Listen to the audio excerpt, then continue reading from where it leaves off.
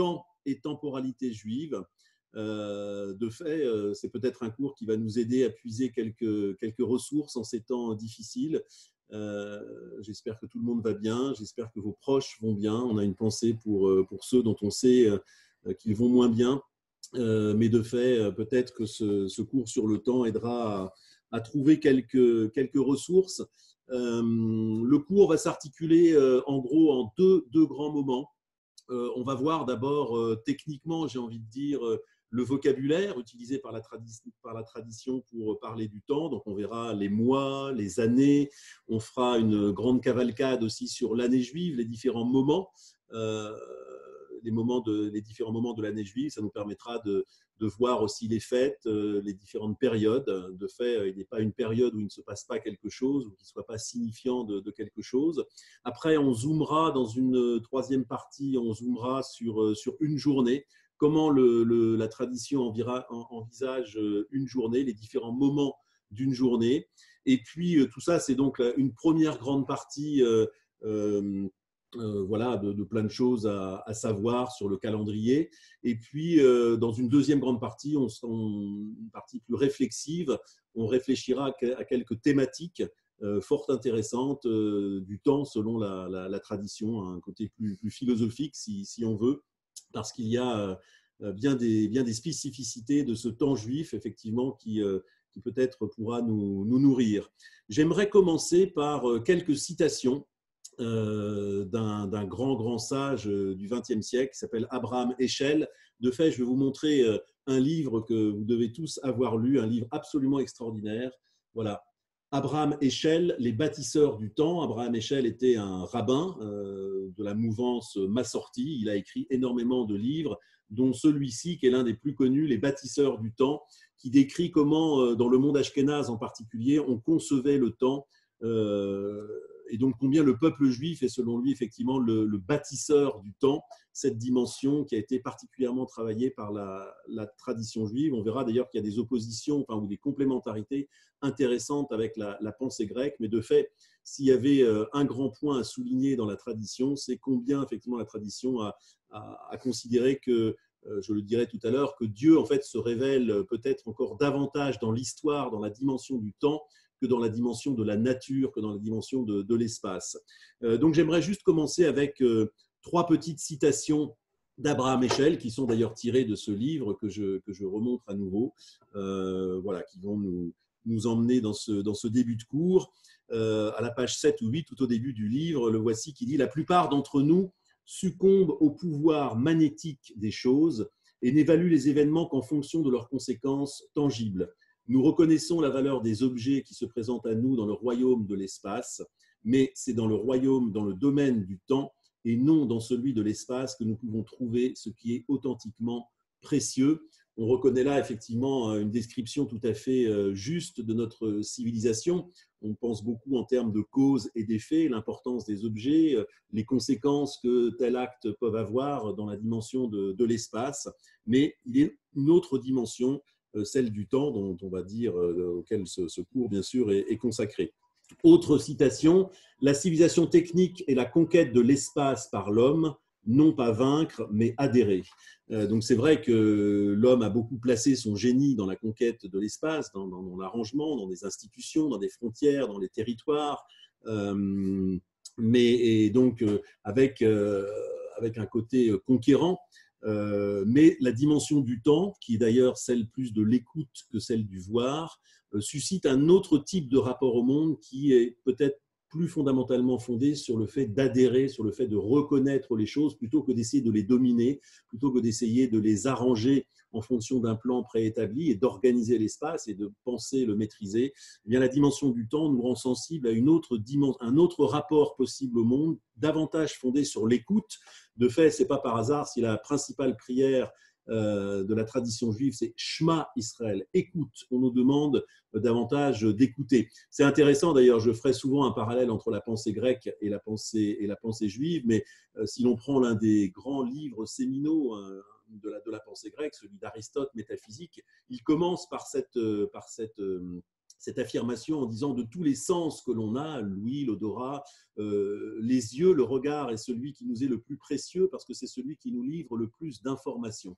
Et donc l'homme est attaché à cette prise d'informations sur le monde. On sait tout le profit qu'a fait la tradition grecque de cet attachement effectivement au voir, à la thématique de la lumière, symbole de l'intelligence, etc. Mais de fait, la tradition juive propose aussi une autre dimension plus basée sur l'écoute. Une dernière citation d'Abraham Heschel, et puis après on va en venir plus au fait. Il est impossible à l'homme d'éluder le problème du temps. Plus nous pensons, plus nous réalisons, nous ne pouvons conquérir le temps par l'espace, nous ne pouvons dominer le temps que dans le temps. C'est intéressant cette idée de dominer le temps par l'espace parce que de fait, quand on s'intéresse à la manière dont on mesure le temps, quand on prend un cadran, de quelle manière mesure-t-on le temps? Eh bien, effectivement, par une portion d'espace. On a un cadran, on a une aiguille qui se déplace sur une portion d'espace et c'est ce qui nous fait mesurer le temps. Mais voilà, c'est un asservissement en quelque sorte de la dimension temporelle à la dimension de l'espace, un asservissement de plus, pourrait-on dire, alors que dans le temps pur, eh bien, il y a peut-être, encore une fois, la chance peut-être d'un autre rapport aux choses. Voilà, juste pour initier ce cours et pour donner envie, quelques saveurs sur la suite. Un dernier point très général pour situer l'importance de ce sujet, c'est qu'effectivement, les prophètes ont certainement été les premiers à comprendre, à affirmer, je ne dirais pas à théoriser, parce que les prophètes ne font pas de théorie, mais à penser que Dieu se révèle dans l'histoire, Dieu se révèle dans la dimension du temps. On sait combien les Grecs ont fait justement de la nature leur sujet de prédilection. Dieu se révèle évidemment dans la nature, dans les lois de naturel, et c'est vrai que la philosophie occidentale a eu tendance à investiguer ce champ très très riche de la nature des choses. Quelle est la nature des choses? On sait que la philosophie est tout entière prise par ce premier moment de Taumatsein, de d'étonnement, s'étonner que les choses soient ce qu'elles sont. Donc ce petit moment de recul, ce petit moment de saisissement devant le fait de reconnaître que les choses sont d'une certaine manière, et de fait, tout l'allant, toute l'énergie de la pensée est consacrée à aller vers ces choses, à essayer de décrire comment elles sont, comment elles fonctionnent, quelles en sont les causes et les effets, les fameuses théories des causes chez Aristote, et donc une attention particulière à la nature. Mais pour la pensée juive, la nature n'a jamais été suffisante. Il y a bien sûr le monde de ce qui est, mais il y a aussi le monde de ce qui devrait être. De fait, quand on ouvre la Bible, le premier message, c'est que le langage précède le monde. Avant même qu'il y ait un monde, Dieu désire parler. Et ça paraît d'ailleurs étrange parce que qu'est-ce que Dieu a besoin de parler? Dans sa toute-puissance, dans son omnipotence, il pourrait très bien se contenter de créer les choses d'un seul coup. En fait, en plus, il le crée par 10 paroles successives. Et donc, dans ce message fondamental que le langage précède le monde, il y a toute une philosophie qui va se développer, à savoir qu'il y a les choses telles qu'elles sont, mais il y a toujours le langage qui fait entendre un devoir-être possible, une possibilité autre que simplement ce qu'il y a. C'est aussi la notion de la bénédiction. La notion de la bénédiction, c'est simplement l'idée qu'en dehors des choses telles qu'on peut les appréhender, telles que nos sens nous les donnent, eh bien, il y a comme un langage qui peut emmener les choses plus loin. C'est la fameuse distinction dont on parlera peut-être à la fin du cours entre le Olam Hazé, le monde du ceci, ce qui est devant nous, effectivement, il faut le reconnaître, et le Olam Haba, le monde qui vient. Dans chaque chose qui est, il y a du potentiel encore, il y a de la bénédiction possible, il y a du monde futur, et le monde futur ne désigne pas seulement un monde qui serait après notre monde-ci, il désigne une modalité, une potentialité constante du monde du ceci. Il y a sans cesse beaucoup plus de choses qu'il y a dans ce qu'on voit. On le retrouve dans de nombreux endroits, ce thème-là. On le retrouve aussi dans la fête de de Hanouka, quand on trouve cette petite fiole d'huile qui était destinée à ne brûler qu'une seule journée. Et de fait, le miracle, dit-on, c'est qu'elle a duré 8 jours. Et dans ce 8 jours, dans cette quantité apparemment limitée qui contient huit fois ce qu'on pense, être, eh bien, il y a toute cette philosophie de la bénédiction.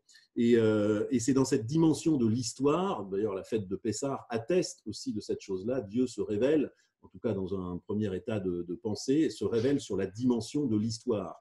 Il est le souverain des choses, le maître des forces de la nature, et ça, vous savez qu'il y a plusieurs manières de nommer Dieu, il en est plus de 70, dit-on, mais en tout cas deux manières importantes. Elohim qui est le Dieu plutôt en tant que maître des forces de la nature. De fait, la valeur numérique du mot Elohim est de 86, c'est la même valeur numérique que le mot Teva, qui signifie la nature. Donc, on reconnaît tout à fait que Dieu se révèle, bien sûr, dans la nature, dans les forces, dans ce monde merveilleux, mais aussi Adonai. Et Adonai, c'est quelque chose qui transcende simplement les seules forces de la nature et qui se révèle dans la nature, dans la dimension du temps.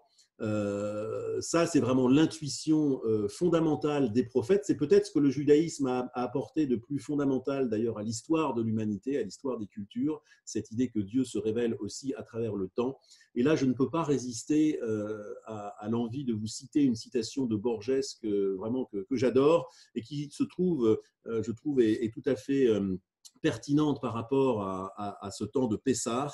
Il dit la chose suivante, écoutez bien combien c'est une phrase merveilleuse: l'avenir est inévitable, mais il peut ne pas arriver. Dieu aime les intervalles. L'avenir est inévitable, mais il peut ne pas arriver. Dieu aime les intervalles. Ce qui veut dire, en tout cas, j'aime à le comprendre ainsi, qu'il y a certes une logique des choses sont censées arriver parce qu'elles ont des conséquences, elles se développent dans la dimension de la nature, voilà, des effets et des causes, mais parfois ça n'arrive pas. Et il y a cette notion de saut. Il y a des choses qui, a priori, ne sont pas forcément rationnelles, ou en tout cas qui sont inattendues. Et ce serait cette dimension merveilleuse de Dieu, et de Dieu en tant qu'Adonai. Dieu aime les intervalles, il fait passer les choses d'un stade à un autre. C'est un thème, bien sûr, qui résonne très très fort avec l'histoire de Pessah, parce que, on va le voir, Pessah, c'est l'histoire de notre liberté, c'est l'histoire d'un petit peuple qui se libère d'un peuple beaucoup plus puissant que lui. Et quelque part, c'est totalement illogique. La force à ne croire que la seule logique des choses, la logique, c'est que le fort opprime le faible. Et de fait, cette idée qu'un petit peuple dépourvu de tout peut se libérer, d'abord, c'est une nouvelle fantastique contre toutes les tyrannies possibles. Et de fait, la fête de Pessah a irrigué toutes les idées de liberté, toutes les idées politiques dans toutes les civilisations. Mais c'est quelque chose, quelque part, de presque surnaturel que cette idée de liberté. Et ceci arrive dans la dimension du temps. C'est un saut qualitatif qui se produit. Alors, voilà pour quelques étincelles, on va dire, réflexives. Maintenant, on va se concentrer sur des choses plus traditionnelles, plus techniques. J'aimerais voir avec vous d'abord la manière dont est organisé le calendrier juif.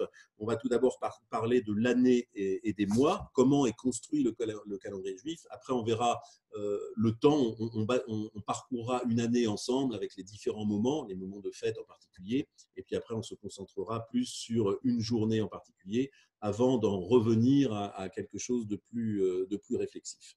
Alors, la particularité du calendrier juif, c'est qu'il est lunisolaire. L'uni, il est fondé à la fois sur la lune et à la fois sur le soleil. C'est une originalité parce que c'est l'un des rares calendriers à fonctionner ainsi. En général, les calendriers sont solaires. Ils sont basés sur le fait que la Terre parcourt donc une sorte d'ellipse à double foyer. Copernic et Kepler l'ont démontré en leur temps, en une année qui est de 364 jours, un quart. 365 jours un temps, c'est donc le temps que met la Terre pour faire le tour sur cette ellipse autour du Soleil, et la plupart des calendriers sont basés sur essayent de suivre cette course du Soleil, à tel point qu'effectivement 364 jours, un quart, ce n'est pas très pratique pour construire une année. Donc, par fiction, on fait des années de 364 jours, et tous les 4 ans, eh bien, on récupère ce petit quart que l'on laisse tomber chaque année, et tous les 4 ans, il y a une année bissextile à 365 jours. C'est un système assez exact, mais qui laisse échapper quand même, qui n'est pas totalement calé sur la course réelle du Soleil. Autre type de calendrier, le calendrier lunaire. C'est le calendrier utilisé par les musulmans. Il se fonde aussi sur un cycle naturel, le fait que la Lune fait le tour de la Terre en 29 jours et demi.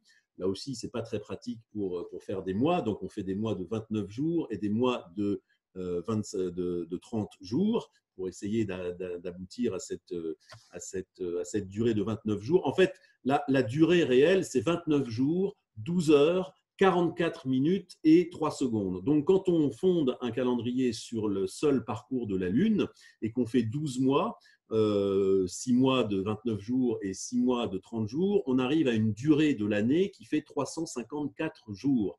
C'est-à-dire qu'on est en avance quelque part sur le cycle du Soleil de 11 jours, enfin, ou par rapport à 365 jours. Donc, c'est un système assez imprécis et qui nous fait décaler de 11 jours chaque année. C'est-à-dire 11 jours une première année, 22 jours une deuxième année, 33 jours une troisième année, donc presque un mois. C'est d'ailleurs ce qui se passe dans le calendrier musulman.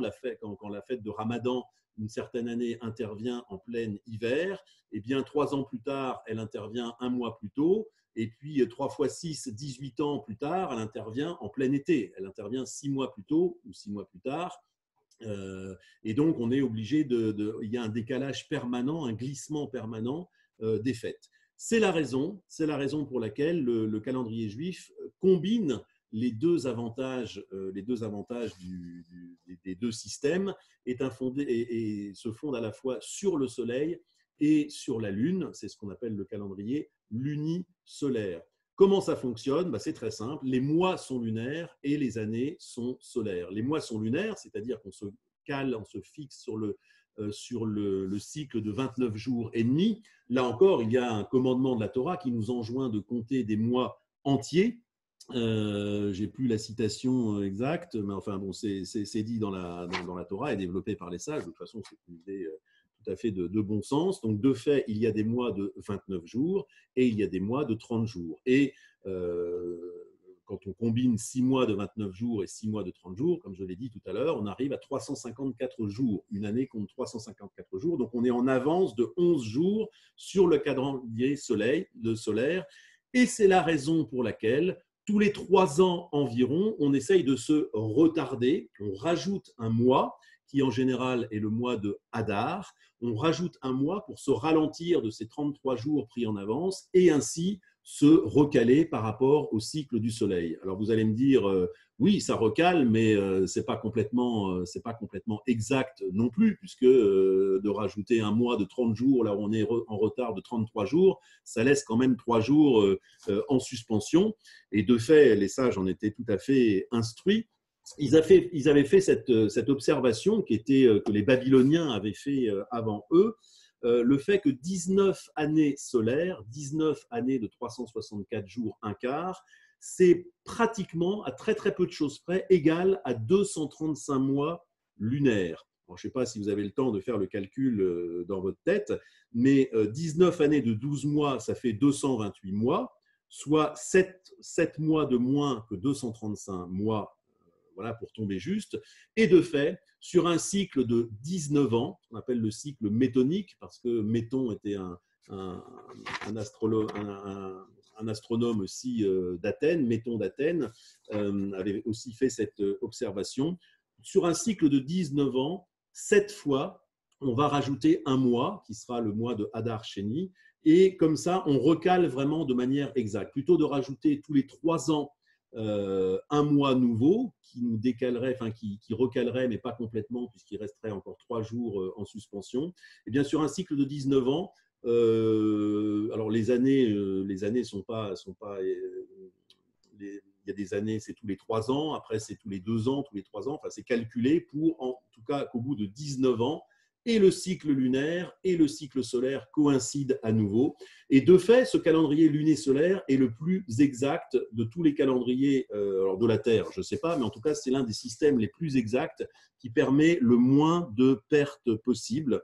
Et c'est donc ce que l'on appelle le calendrier lunisolaire. Alors, quand une année comporte 12 mois, on l'appelle une année pshuta. Pashut, en hébreu, ça veut dire simple.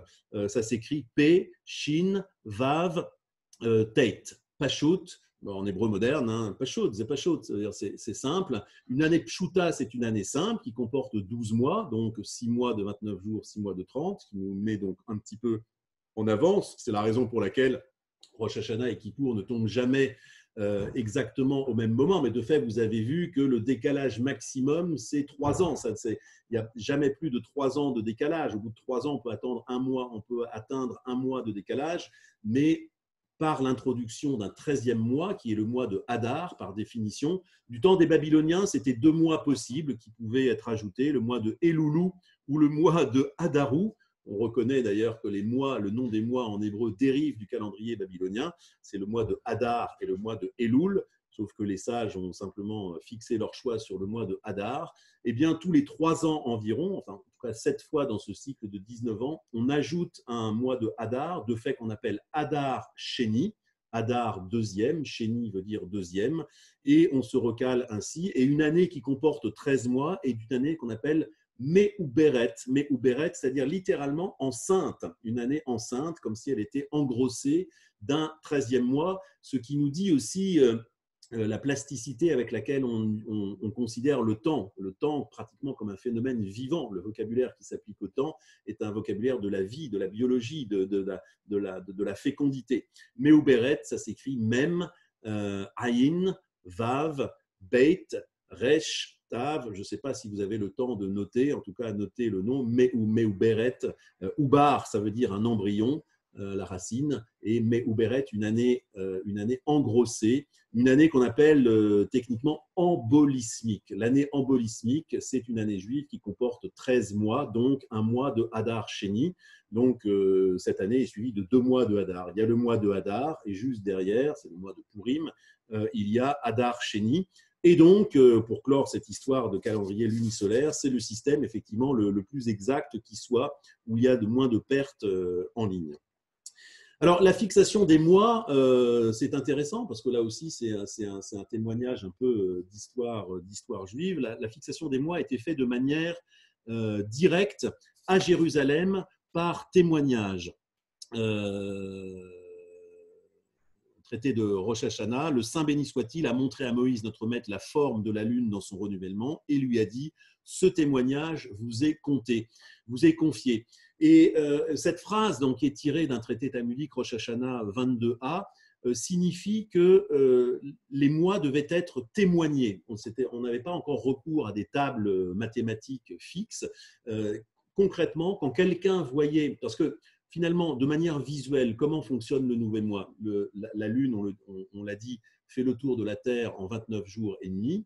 Donc, elle croît. On part d'un moment d'invisibilité. Elle croît, un premier croissant. Le croissant s'épaissit jusqu'à une demi-lune. Et puis, il continue de grossir jusqu'à une pleine lune. Et après, de l'autre côté, il commence à décroître en lissant en quelque sorte le croissant. Et à un moment, il y a un temps d'invisibilité. Et le nouveau mois commence, le Rosh Chodesh, je vais expliquer ce terme, le nouveau mois commence quand, paf, il y a un petit point de lumière qui commence à ressurgir, une petite étincelle de lumière et qui provoque à nouveau le cycle de grossissement de la Lune. Eh bien, c'est ce petit point de lumière dont les gens devaient témoigner, et aussitôt que quelqu'un l'avait vu, quelque part sur une colline de Judée ou ailleurs, eh bien, il se précipitait à Jérusalem, au Sanhédrin, qui était le grand tribunal en quelque sorte des prêtres qui siégeaient au temple, et il déclarait le nouveau mois. Les sages interrogeaient les témoins, il en fallait 2, il n'y a pas de témoignage qui vaille dans la tradition juive s'il n'est pas basé sur 2 témoignages concordants. Ils interrogeaient dans quelles conditions tu l'as vu, quel était l'angle au-dessus de la colline, etc. Et si le témoignage était jugé probant, alors le nouveau mois était déclaré. Ce qui est intéressant, c'est que ce système des témoignages pouvait être assez souple. En fait, les rabbins, qui avaient en quelque sorte la charge et spirituelle et aussi quelque part de la vie économique, pouvaient tout à fait discrétionnairement décider de retarder la proclamation d'un mois si les récoltes n'étaient pas encore suffisantes. Enfin, il y avait tout un tas de critères qui étaient pris en compte pour déclarer ce nouveau mois. Mais en tout cas, la chose fondamentale, en écho avec le verset biblique, c'est que ce nouveau mois a été déclaré à partir d'un témoignage visuel réel apporté par des témoins. Ce qui s'est passé, c'est que ce témoignage a été brouillé par à la suite de différentes périodes, des périodes de conflit. On dit que les Samaritains, on imagine la transmission des signaux visuels. Donc, sitôt le nouveau mois proclamé par le Sanhédrin, la nouvelle était diffusée dans les communautés plus ou moins lointaines, dont certaines étaient déjà en diaspora, en Babylonie. Et donc, c'est soit quelqu'un qui partait sur son cheval et qui allait prévenir les communautés éloignées, ou soit c'était une transmission de signaux visuels sur des collines, on allumait des feux, on se on transportait un petit peu comme dans les bons westerns, où les Indiens se transmettent de cette manière visuellement des informations. Mais à la suite de certaines périodes un peu troubles, en particulier de contestation par les Samaritains, qui avaient une autre vision du calendrier, ils allumaient des contre-feux. Bref, la sécurité des signaux visuels n'était plus assurée, ce qui fait que beaucoup plus tard, vers le IVe siècle, un sage appelé Hillel II, on connaît Hillel Ier, en général quand on dit Hillel et Shammai, ce Tana, donc appartenant à la première génération de Tanaïm, juste après la destruction du temple, on va en parler d'ailleurs dans la Haggadah de Pessah, eh bien ce Hillel II, qui était Nassi, président du Sanhédrin entre 350 et 365 de notre ère, il parvient à la conclusion que c'est difficile maintenant de transmettre parce que les communautés s'étaient aussi répandues dans une diaspora de plus en plus large et donc la transmission était de plus en plus imprécise. Il a une bonne fois pour toutes, sur la foi des tables astronomiques, fixé le calendrier de toute éternité. Il a fixé des tables mathématiques qui fait qu'aujourd'hui, eh bien, on prend son petit calendrier Varga ou autre. En général, ce sont les maisons de pompes funèbres qui sont garantes des calendriers. Et donc, on peut fixer quelle sera la date de Rosh Hashanah en 2066. Si ça nous amuse, le calendrier est connu maintenant de toute éternité. C'est intéressant ce point aussi pour voir comment fonctionne la tradition, parce que cette histoire de témoignage visuel et de transmission, qui pouvait prendre parfois du temps, est aussi à l'origine d'une notion qu'on appelle le redoublement des fêtes.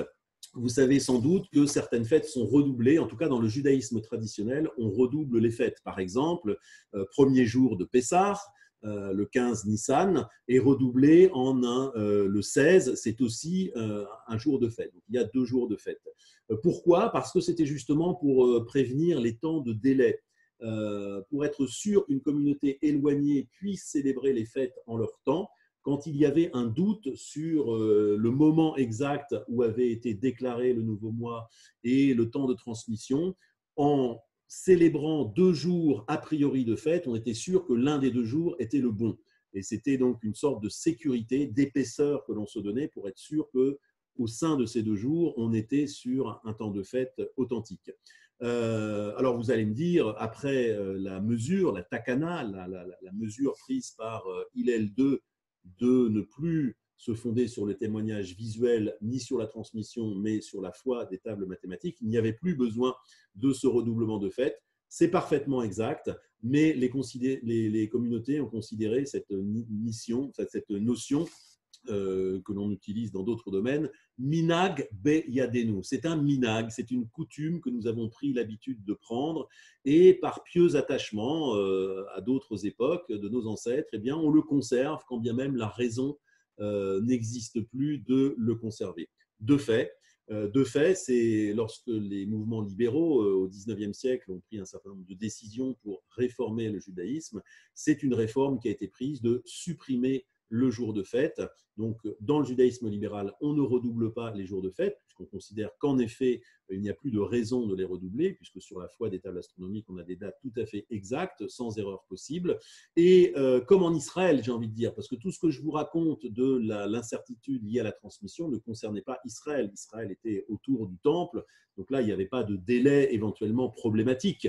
Donc, encore aujourd'hui, en Israël, on ne redouble pas les jours de fête, et de fait, le judaïsme libéral est en écho avec Israël. Seules les communautés traditionnelles ou orthodoxes en diaspora, à l'extérieur d'Israël, redoublent les jours de fête.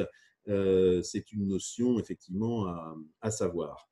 Alors, je l'ai dit, j'ai pas dit comment, donc oui, juste une question de vocabulaire, l'année en hébreu, ça se dit Shana. Shana, donc c'est Shin, Nun, He. C'est une notion très, très intéressante, ce mot de Shana, parce que ça veut dire à la fois changer, Leshanot, le verbe leshanot, c'est changer. Et lishnot, c'est aussi répéter. Et donc, on a cette dualité dans le temps, parce que le temps, c'est effectivement quelque chose qui se répète, et en même temps, c'est quelque chose qui change sans cesse.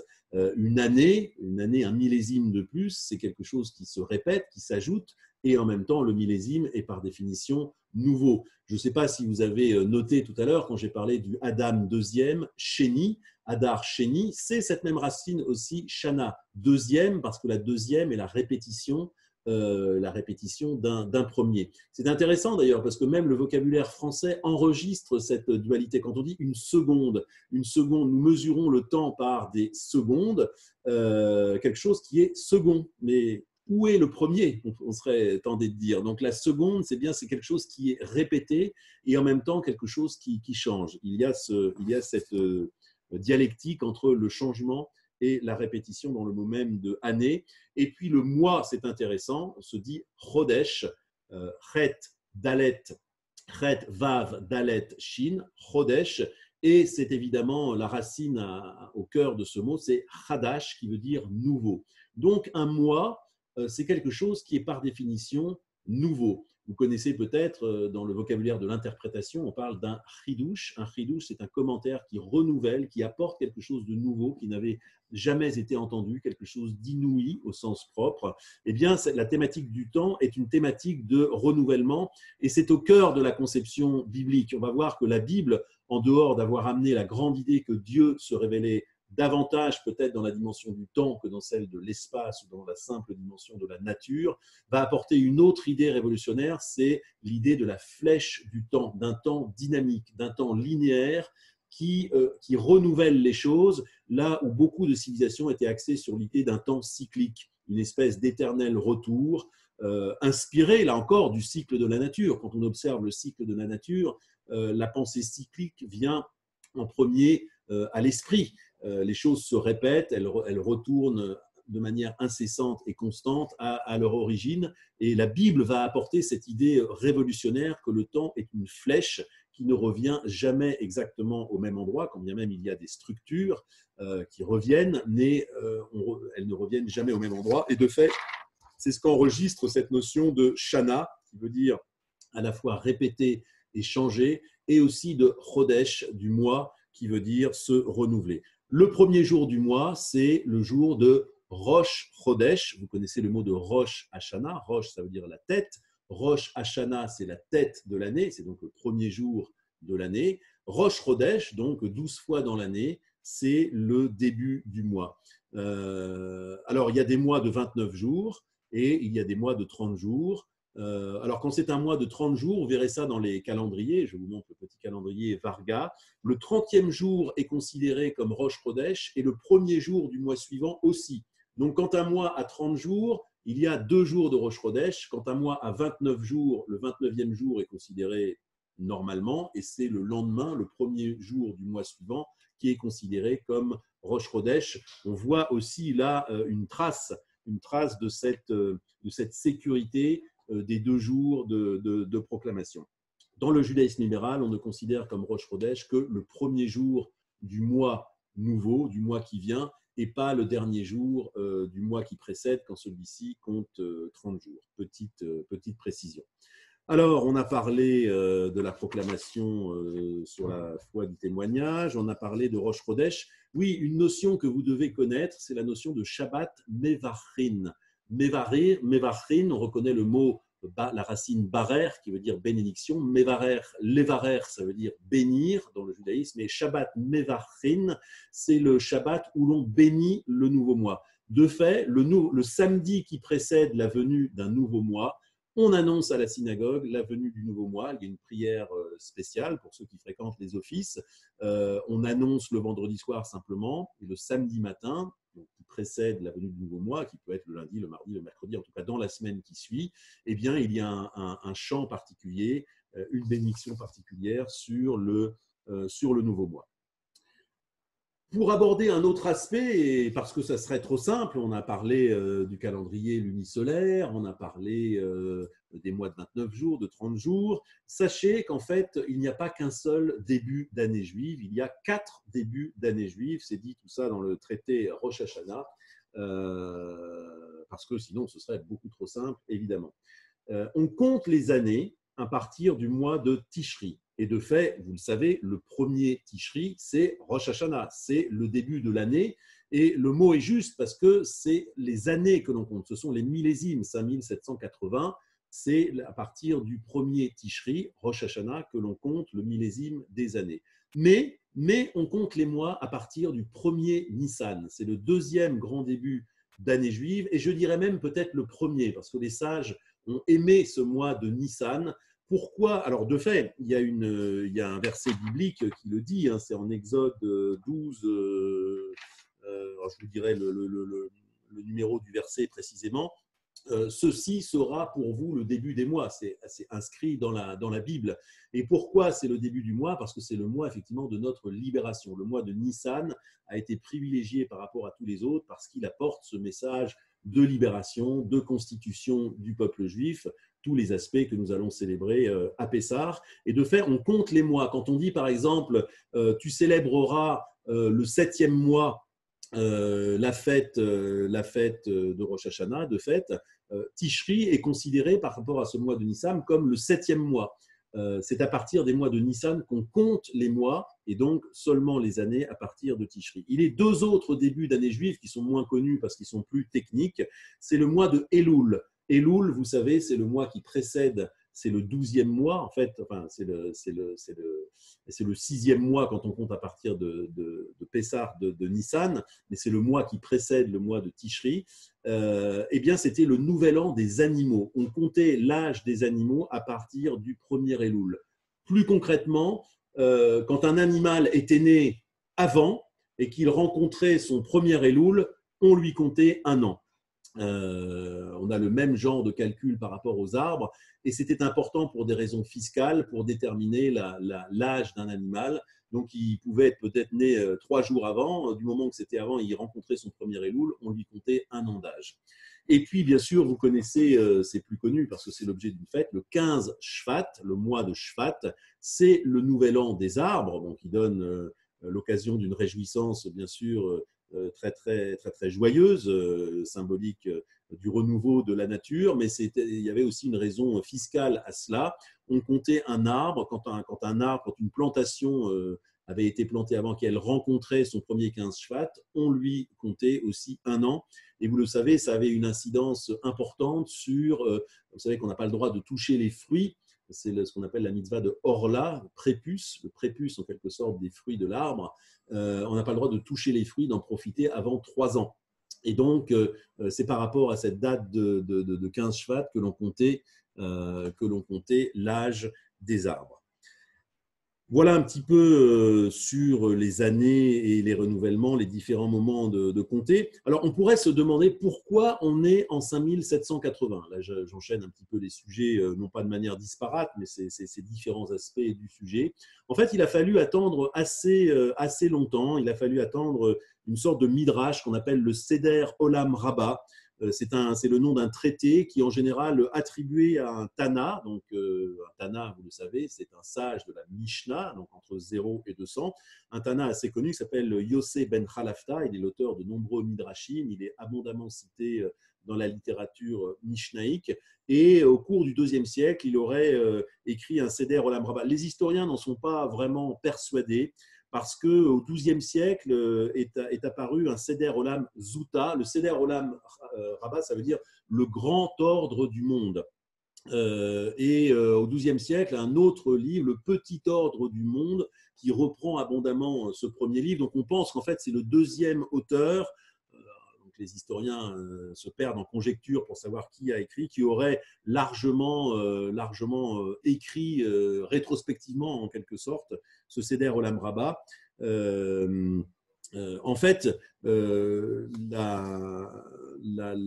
la problématique de cet auteur, que ce soit le premier ou le second, c'était d'essayer de déterminer à quelle année, par rapport à l'année civile de sa civilisation, avait été créé le monde. Et alors là, il a simplement lu la Bible de manière littérale. Vous savez qu'on y parle des âges. On nous dit que Adam a vécu 130 ans, qu'il a engendré Seth, et qu'après avoir engendré Seth, il a vécu 800 ans en engendrant 800 ans, engendrant des fils et des filles. Donc en se basant sur cette chronologie des générations bibliques, et puis après dans le livre des prophètes, dans la partie des Névim, où sont détaillés les règnes des rois et ceux des prophètes. Il commença à prophétiser le 8e année du règne du roi Achaz, par exemple. En faisant des tableaux de toutes ces dates, il les a mises bout à bout, et il a abouti à l'idée que le monde avait été créé. Alors, je ne sais plus par rapport à son année ce qu'il en avait déduit, mais de fait, la raison pour laquelle nous sommes en 5780 est fondée sur ce Seder Olam Rabbah, qui d'ailleurs est extrêmement imprécis, même sans avoir recours à l'œuvre des historiens nombreux au sein même de la tradition, ceux qui ont relevé de nombreuses erreurs. En tout cas, la démarche de pensée était celle-là, était d'essayer de dater l'année de la création du monde par rapport à l'histoire des générations bibliques. Et de fait, nous sommes, alors ça c'est une notation qui est utilisée en hébreu moderne encore, et en Israël, là je vais remontrer à nouveau le petit calendrier hébraïque de la maison Varga, nous sommes l'année 5780, ça vous le savez, l'année Ha-Tashaf. Vous voyez ici, je ne sais pas si vous voyez, mais ici il y a cette mention en hébreu, He, Tav, Shin, un double apostrophe et P. Ça, c'est une notation qui est utilisée même en Israël dans les travaux universitaires, l'année Tarpaz, l'année Tachap. Et nous sommes l'année Tachap, Ha-Tachap, qui se lit de la manière suivante. Le He vaut 5 et conventionnellement, c'est le nombre de milliers d'années, donc 5000.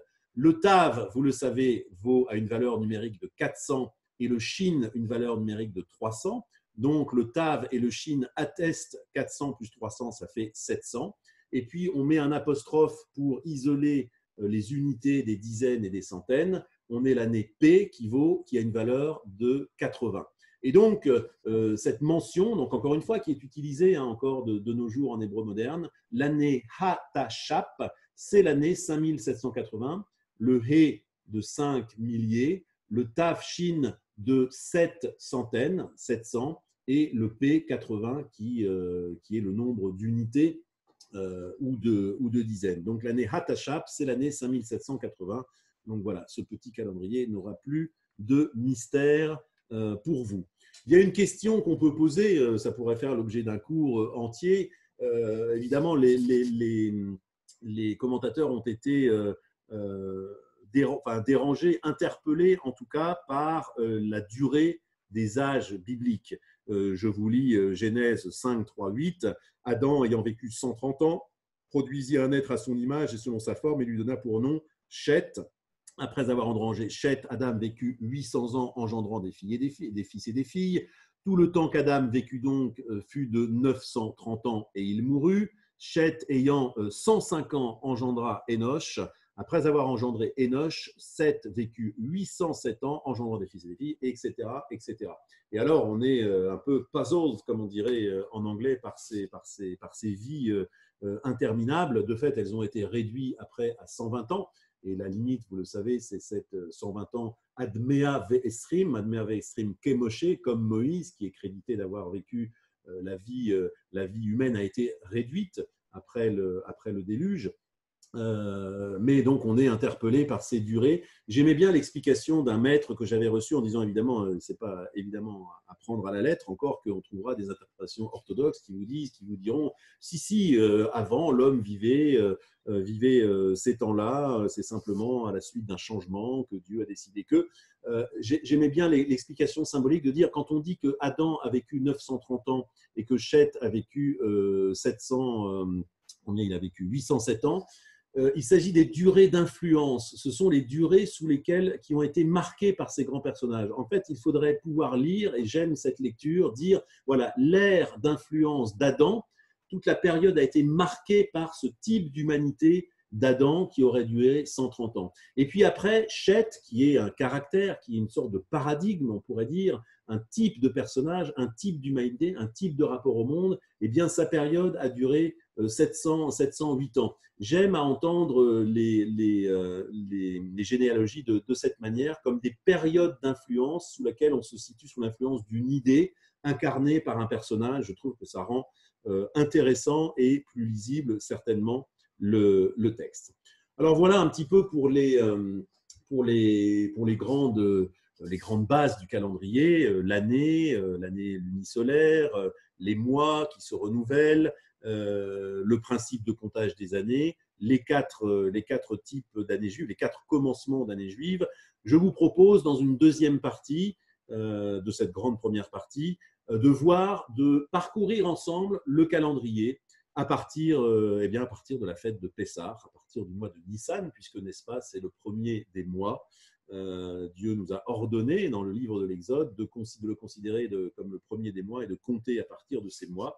Et donc, ça va être l'occasion d'une révision ou peut-être de voir simplement les différents mois, les différentes périodes qui s'égrènent au cours d'une année juive. Alors, on commence, et ça, bien sûr, c'est des dates que vous devez connaître. On commence par la fête de Pessah, qui se déroule entre le 15 et le 21 Nissan. Au milieu, de fait, c'est intéressant, souvent les fêtes ont lieu au milieu, quand c'est la pleine lune. Il y a aussi une relation à la pleine lune. Il y aurait beaucoup à dire là-dessus, mais Pessah ne fait pas exception, commence au milieu du mois de Nissan, le 15, et dure 7 jours, le 15, 16, 17, 18, 19, 20, 21. Et si vous m'avez bien suivi, il y aura une différence différentes manières de compter suivant qu'on se situe soit en Israël ou le judaïsme libéral et les libéraux. Le premier jour est un jour de fête et le dernier aussi. Le premier et le 7e jour sont considérés comme des Yom Tov. Vous le savez, techniquement, un Yom Tov, c'est un jour qui ressemble à Shabbat, c'est un jour où on n'a pas le droit de faire du travail. Et donc, tous les jours intermédiaires, les 5 jours intermédiaires, 2, 3, 4, 5, 6, sont considérés comme Chol HaMoed, des jours de demi-fête. Ce sont des jours de fête, par un côté, parce qu'ils sont pris dans la thématique de la fête. Par exemple, à Pessah, où l'on ne mange pas de levain, les jours intermédiaires ne vont pas faire exception. Ils sont pris dans ce package, dans l'idée globale de la fête, mais de fait, ils ne sont pas des Yom Tov. On peut y cuisiner, on peut y faire du travail. Donc, il y a une différence substantielle entre un jour de Yom Tov et un jour de Chol HaMoed. Mais si vous m'avez bien suivi, ça c'est la structure, je dirais, israélienne ou libérale. Si vous m'avez bien suivi, et le judaïsme traditionnel redouble ces jours de fête, et donc le premier va être redoublé en un deuxième, le 7e en un 8e, et de fait, il ne reste plus que 4 jours intermédiaires de Chol HaMoed. Donc, on a 2 structures de fête un peu différentes suivant les sensibilités, soit un plus 5 jours de Chol HaMoed, plus un 7e jour de Yom Tov en Israël et pour les mouvements libéraux, soit 2 jours de Yom Tov pour les traditionnels, 4 jours de Chol HaMoed et 2 jours, le 7e redoublé en 8e, pour les traditionnels. Alors vous allez me dire, c'est pas facile si on est en France et qu'on suit le minhag libéral, le 7e jour c'est fini pour nous, on peut commencer à remanger du pain par exemple ou du levain. Alors ce qu'on fait, effectivement, bien que techniquement c'est ce qu'on pourrait faire, évidemment on essaye de ne pas se séparer de la communauté. Altifrosh minat tzibur, selon l'adage talmudique, ne te sépare pas de la communauté. On attend quelque part, enfin c'est à chacun d'ailleurs de faire ce qu'il veut, mais il est d'usage évidemment d'attendre, de sortir tous ensemble de la fête quand les prescriptions sont aussi flagrantes que ne pas manger de pain. Voilà donc la première de ces fêtes. Et la fête de Pessah déclenche une deuxième période qui la lie. Vous savez que les fêtes de Pessah sont liées intimement dans la thématique avec la fête de Shavuot. La Pessah, c'est la fête de notre libération, Zman Cherutenu, libération physique d'Égypte. Et Shavuot, c'est la fête de notre libération morale, mentale et spirituelle. C'est le don de la Torah, Matan Torah, qui est considéré comme une autre forme de liberté, une liberté plus intime, plus essentielle peut-être, enfin pas non moins essentielle, mais en tout cas comme complémentaire de la libération physique.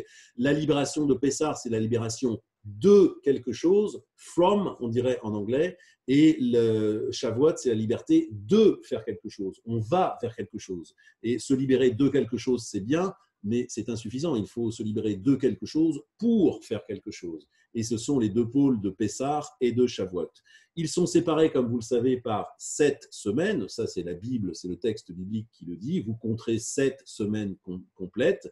Donc 7 fois 7, si mes calculs sont exacts, ça fait 49. Et le 50e jour, c'est la fête de Shavuot, c'est la Pentecôte de Pessah, c'est Shavuot. Cette période de 49 jours s'appelle la période de l'Omer. Je pense que j'en avais parlé la dernière fois lors du cours de Pessah, donc je ne vais pas trop m'étaler dessus, mais pour ceux qui n'avaient pas suivi le cours, l'Omer, c'était à l'époque du Temple une mesure de capacité d'orge parce que le premier jour de Pessah, on apportait les prémices de la récolte, c'est le moment où la récolte commence à lever, et on apportait les prémices, une petite mesure de capacité qu'on appelait l'Omer d'orge au Temple. Et puis on en réapportait une à la fin de la période des 49 jours. Et puis, ce sens s'est dissipé et l'Omer est devenu simplement le nom de la période où l'on apportait cette offrande. Et l'Omer, aujourd'hui, désigne cette période de 49 jours. C'est une période de deuil. Ce n'était pas prévu pour être cela, puisque je vous dis, entre Pessah et Shavuot, c'est plutôt une montée, une jubilation progressive. De fait, on nous demande de compter l'Omer, le compute de l'Omer, le fait de compter l'Omer, Sfirat HaOmer, le fait de compter l'Omer en hébreu. Et donc, chaque soir, juste avant à la tombée de la nuit, on dit « Béni sois-tu, Éternel, qui nous a ordonné de compter l'Omer » et on annonce premier jour dans l'Omer, deuxième jour dans l'Omer, une semaine dans l'Omer, à savoir 7 jours, une semaine et 3 jours, à savoir 11 jours, etc. On fait ça.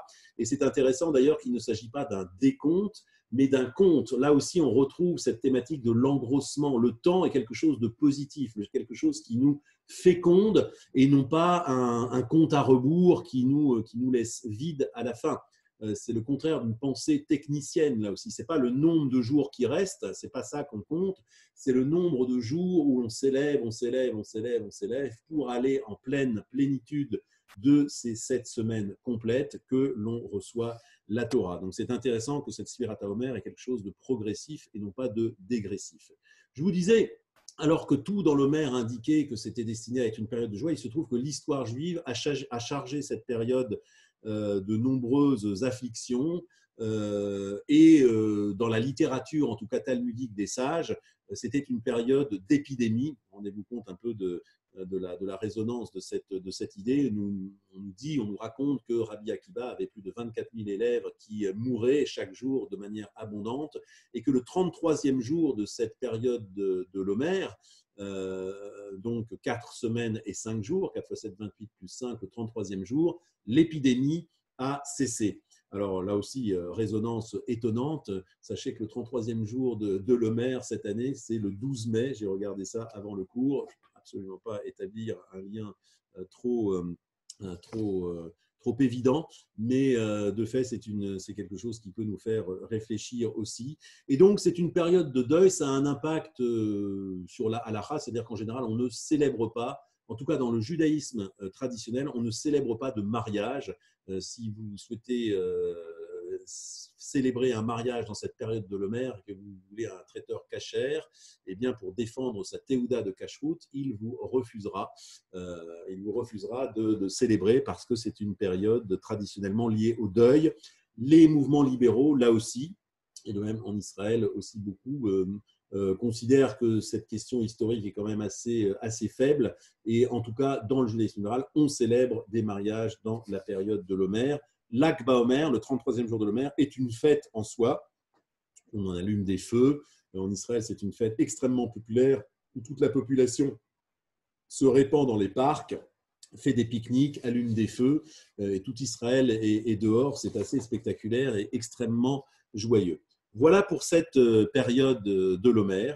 Une date qui suit Pessah, c'est Yom HaShoah. Et là, on voit qu'effectivement, on agrège des fêtes qui ont des origines évidemment totalement diverses. Pessah, l'Homer, Shavuot sont des fêtes de la Torah. Yom HaShoah, évidemment, il n'en est rien. Mais c'est intéressant l'histoire de la fixation de la date de Yom HaShoah. Ce serait un sujet en soi parce qu'elle dit beaucoup de la sociologie du peuple juif et des rapports politiques en Israël. Et figurez-vous que le rabbinat en Israël avait souhaité consacrer un jour, bien sûr, aux victimes de la Shoah. Et il avait prévu pour cela le 10 Tevet. On le verra un petit peu plus tard dans l'énoncé du calendrier, mais le 10 Tevet est l'un des 4 jeûnes liés à la destruction du temple. Une fête d'ailleurs pas trop marquée, assez peu connue, et sans doute pour redonner un petit peu d'importance à ce 10 Tevet, ils avaient fait coïncider le Yom HaShoah, ils l'avaient fixé le 10 Tevet. Ça a soulevé l'indignation du monde kibbutznik en particulier, de tous les laïcs qui disent mais franchement c'est de très très mauvais goût de fixer un drame, un assassinat, voilà, l'assassinat qui a été Yom HaShoah avec une fête liée à la destruction du temple. C'est une sorte de captation scandaleuse du monde religieux d'une fête qui concerne tout le monde. Donc les rabbins ont retiré cette fête du 10 Tevet. Les laïcs extrêmes, en tout cas, on peut dire, ont proposé le 14 Nissan, à savoir la veille de Pessah. Et là, ça a été l'inverse. Le monde religieux s'est absolument soulevé. Alors pourquoi ? Parce qu'il y a eu effectivement dans le soulèvement, il y a eu un soulèvement dans le ghetto de Varsovie, le 14 Nissan, fameux, un acte de bravoure absolument extraordinaire, où les quelques juifs qui restaient dans ce ghetto qui ne cessait de diminuer, on était dans les derniers blocs de maisons, se sont révoltés contre l'occupant nazi. Mais alors là, du coup, ça a soulevé l'ire et la consternation et l'indignation du monde religieux. À nouveau, la proposition du 14 Nissan, elle a été aussi retirée. Et c'est une sorte d'équilibre, puisque c'était pas loin de Nissan et c'était entre Tevet et Nissan. Le jour a été fixé en 1951 par une loi de la Knesset, de l'Assemblée nationale d'Israël, fixant le jour de Yom HaShoah, le 27 Nissan. C'est intéressant la formulation israélienne, Yom HaShoah ve'a Gvura, le jour de la Shoah, de la catastrophe et de l'héroïsme, parce que l'État d'Israël, c'est un sujet en soi, a voulu souligner aussi, par opposition à une certaine culture diasporique, justement toute la résilience et les combats et les révoltes qui ont eu lieu aussi dans cette période. Donc, Yom HaShoah, c'est l'État d'Israël qui en a fixé la date, le 27 Nissan. On continue dans la course du temps, au mois de Iyar, donc qui est entre le mois de Nissan et le mois de Sivan. Il y a deux fêtes importantes qui sont liées aussi là à l'histoire moderne. Le 5 Iyar, c'est Yom Ha'atzmaut. Ha'atzmaut, ça veut dire l'indépendance. C'est le jour de l'indépendance, tout simplement parce que Ben Gourion, vous le savez, c'était un Shabbat, a proclamé le 14 mai 1948 l'indépendance de l'État d'Israël. Cette même nuit, les premières bombes ont commencé à tomber sur Tel Aviv. C'était la guerre d'indépendance qui commençait. Donc, c'était le 5 Iyar de l'année 5708. Donc, de fait, il y a un petit peu plus de 70 ans, 72 ans exactement. Et ce jour d'indépendance, donc le 5 Iyar, vous le trouverez dans les calendriers. Alors, parfois, il est décalé quand ça tombe un Shabbat, mais en tout cas, c'est le 5 Iyar. Et il est précédé de Yom HaZikaron, qui est une fête aussi plus tardive, le jour du souvenir, les Chalalet Tzahal, le jour du souvenir de tous les morts tombés dans toutes les guerres d'Israël et aussi dans les actes de terrorisme. Donc, le 4 Iyar, Yom HaZikaron, le 5 Iyar, Yom HaAtzmaut, et en Israël, pour ceux qui connaissent, c'est extrêmement impressionnant parce que Yom HaZikaron, le pays est totalement vide. De fait, on a avec le confinement une petite idée. Vous le savez, à 12, à midi, la sphira, la sonnerie retentit, le pays se fige de manière intégrale, c'est-à-dire tout le monde se fige. Le chauffeur de bus arrête son bus, descend de son fauteuil et se plante sur la route. Les automobilistes font de même. Tout le monde se fige comme une espèce de vie figée et attend 3-4 minutes que la sonnerie retentit. C'est extrêmement impressionnant. La radio israélienne, ce jour-là, ne diffuse que des chants extrêmement tristes. C'est un jour vraiment très, très lourd. Et à la fin de la journée, puisque les journées commencent à la nuit, vers 18-19 heures, ont lieu dans tout le pays ce qu'on appelait Tekes Ma'avar, des cérémonies. Le mot Tekes, c'est le mot cérémonie Ma'avar, de passage, qui brusquement, mais alors vraiment complètement brusquement, nous font entrer dans la joie de Yom Ha'atzmaut. Donc après cette longue journée de douleur et de deuil, brusquement, donc au changement du jour, commencent les célébrités de Yom Ha'atzmaut. Et là, c'est évidemment tout l'inverse. Ce sont des danses à travers le pays, des cérémonies joyeuses et nationales aussi, avec cette grande cérémonie nationale au mont Herzl en présence des plus hautes autorités, le président, le Premier ministre et tous les corps constitués. C'est la fête de Yom Zikaron, Yom Ha'atzmaut, donc le 4 et le 5 Iyar. Je ne sais pas si vous entendez derrière moi, donc ce sont les applaudissements, c'est le signe qu'il est 8 heures, et que je devrais peut-être accélérer d'ailleurs. Voilà, je vous laisse écouter. Les cloches sonnent et les gens applaudissent. On poursuit l'année avec Shavuot, bien sûr, le mois suivant, le 6 et le 7 Sivan, enfin le 6 Sivan, redoublé pour les traditionnels, le 7 Sivan, c'est le don de la Torah et c'est donc la fin de la période de l'Omer, puisque les deux fêtes sont organiquement liées par cette période de l'Omer. Ensuite, temps important, on est en plein été en général, c'est le 17 Tammuz, qui est l'un des 4 jours de deuil, l'un des jours de jeûne, pardon, lié à la destruction du temple. De fait, le 17 Tammuz célèbre la première brèche opérée par les armées de Nabuchodonosor dans le temple, dans ce grand complexe du temple. C'est un jeûne qui est observé dans le judaïsme traditionnel, aussi dans le judaïsme libéral par certains. C'est le jeûne du 4e mois, et on voit bien que Tammuz est le 4e mois en comptant à partir de Nissan. De fait, il se trouve là aussi que de nombreuses calamités ont eu lieu les 17 Tammuz à différents moments de l'histoire juive. On nous dit que c'est le péché du veau d'or, le bris des premières tables est intervenu le 17 Tammuz. C'est l'érection d'une idole dans le temple, du temple d'Antiochus, la guerre des Maccabées.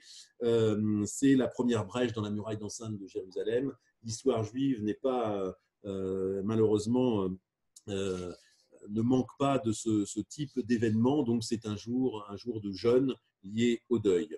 Et puis ce 17 Tammuz signale le départ d'une autre période de 3 semaines qu'on appelle Bein HaMetzarim, entre les détroits, pour signaler quelque chose de dangereux, entre le 9 Av, donc qui est le mois suivant, qui est vraiment le jour qui commémore la destruction du temple. Le 17 Tammuz, c'était la première brèche, mais le 9 Av, c'est le jour de destruction des 2 temples. D'ailleurs, le premier par les armées de Nabuchodonosor et le deuxième par les armées de Titus, les Romains.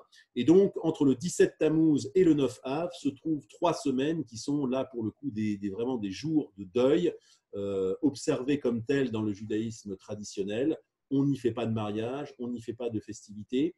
Et le mouvement libéral ne respecte pas ces 3 semaines, mais à partir entre le 1er et le 9 Av, en effet, s'interdit de célébrer des mariages. Donc la période du 1er au 9, il existe de nombreuses d'ailleurs traditions différentes de compter les jours de deuil. Certains comptent la période entière des 3 semaines, d'autres font des exceptions. En tout cas, pour le monde libéral, le 1er et le 9 sont marqués. Donc, théoriquement, on n'y mange pas de viande non plus. Ce sont des jours d'attrition qui culminent donc dans cette célébration du 9 Av qui célèbre la destruction du temple. L'année se poursuit, il y a le mois d'Elul, donc le premier Elul, vous le savez, marque le premier an pour les animaux. Et dans le monde séfarade, on commence à célébrer les slichot, vous savez, ces offices de pénitence qui ont lieu très très tôt le matin, où on sonne du chauffard, à partir du premier Elul, et bien sûr les 10 premiers jours du mois de Tishri. Donc ce sont les 40 jours pendant lesquels les Séphardim célèbrent ces slichot. Dans le monde ashkénaze, on commence seulement le premier dimanche qui précède Rosh Hashanah, pourvu qu'il y ait 4 jours minimum. Donc tout le mois d'Elul se déroule, et puis intervient bien sûr le mois de Tishri avec les dates que vous connaissez, le 1er et le 2 Tishri qui sont Rosh Hashanah. Et là aussi, ce premier Tishri instaure une période qu'on appelle les 10 jours de Teshuvah, les Yamim Noraim, les jours terribles. Ce sont ces 10 jours qui, de la même façon que Pessah est organiquement lié à Shavuot, eh bien Rosh Hashanah est organiquement lié à Kippour. Et donc dans une période de 10 jours, et les jours intermédiaires sont les Yamim Noraim, où les slichot là battent leur plein. Ce sont des jours d'introspection où on revient sur soi, où on introspecte, on procède à une introspection, et cette introspection nous amène jusqu'au jour de Kippour, le jour du grand deuil. J'ai oublié de mentionner un jour intermédiaire en particulier, le 3 Tishri, donc le lendemain du deuxième jour de Tishri, c'est le Tzom Gedalia. Tzom, ça veut dire jeûne. Gedalia était un personnage, un gouverneur instauré instauré par Nabuchodonosor, donc un peu à sa solde, mais qui, ceci dit, est crédité par les sages d'avoir apporté réconfort, reconstruction de Jérusalem détruite, et il a été assassiné par des extrémistes, on pourrait dire, en utilisant un vocabulaire actuel. Et ce jour a été considéré comme une grande catastrophe par les sages de l'époque, car Guédalia était un gouverneur éclairé. Donc ce psaume Guédalia est marqué par de nombreuses personnes. Donc, 1er et 2, Rosh Hashanah, le 3, psaume Guédalia, la période des 10 jours, les Yamim Noraim, les jours terribles, qui nous emmène jusqu'à Kippour, qui a lieu donc le 10 Tishri, comme vous le savez. Et puis, 5 jours plus tard, à peine 5 jours plus tard, à peine le dernier chauffard de la fête de Kippour a-t-il retenti à l'issue de la période de Neila, 5e office du jour, que l'on est censé planter le premier clou de la Souka Zrizim Bamitzvot. On se précipite vers les mitzvot, on ne perd pas de temps avant de pouvoir contribuer à la mitzvah. Et donc, effectivement, 5 jours plus tard, donc du 15, là aussi un milieu de mois de 15 Tishri, c'est la fête de Sukkot qui débute du 15 au 21 Tishri, 15, 16, 17, 18, 19, 20, 21. C'est une fête qui dure 7 jours, dont la structure est légèrement différente de celle de Pessah. Seul le premier jour est un jour de Yom Tov. Donc, en fait, la structure, c'est 15 Tishri, Yom Tov, et les 6 jours qui suivent, des jours de Chol HaMoed, sauf que le dernier jour de Sukkot, sans être un Yom Tov lui-même, sans avoir ce statut de Yom Tov, porte un nom particulier qu'on appelle Hoshana Rabbah, sauve-nous. Pourquoi ? Parce que ce jour-là, on y fait des offices particuliers où, munis, vous le savez, de l'étrog, enfin, et des 4 espèces, on bat le sol, on défait, on exfolie les dernières feuilles de ce bouquet végétal sur le sol en frappant très fort et en criant des prières, des Hoshanot, de fait on les appelle, sauve-nous, sauve-nous. Et donc, comme c'est un jour un peu particulier, marqué de manière différente dans la liturgie, il porte ce nom de Hoshana Rabbah, sans être encore une fois considéré comme un jour de Yom Tov. Alors là, il y a quelque chose de particulier, c'est que tout de suite collé à Sukkot, il y a une deuxième fête qui ne fait pas partie de la fête de Sukkot, mais qui lui est quand même accolée, qu'on appelle Shmini Atzeret, le 8e de clôture, parce que de fait, elle vient quand même comme un 8e jour de Sukkot. Toute l'ambiguïté. On pourrait dire, oui, mais historiquement, c'est effectivement le 8e jour redoublé de Sukkot. Les rabbins insistent beaucoup pour dire non, ce sont 2 fêtes qui sont simplement accolées, mais 2 fêtes qui constituent quand même un prolongement de Sukkot. Donc, Sukkot dure 7 jours, 1 jour de Yom Tov, 6 jours de Chol HaMoed, dont le dernier jour est Rosh Hashanah Rabbah, et tout de suite derrière, donc en fait un peu comme le 8e jour, hein, la fête de Shmini Atzeret, elle-même redoublée dans le monde traditionnel en Simchat Torah.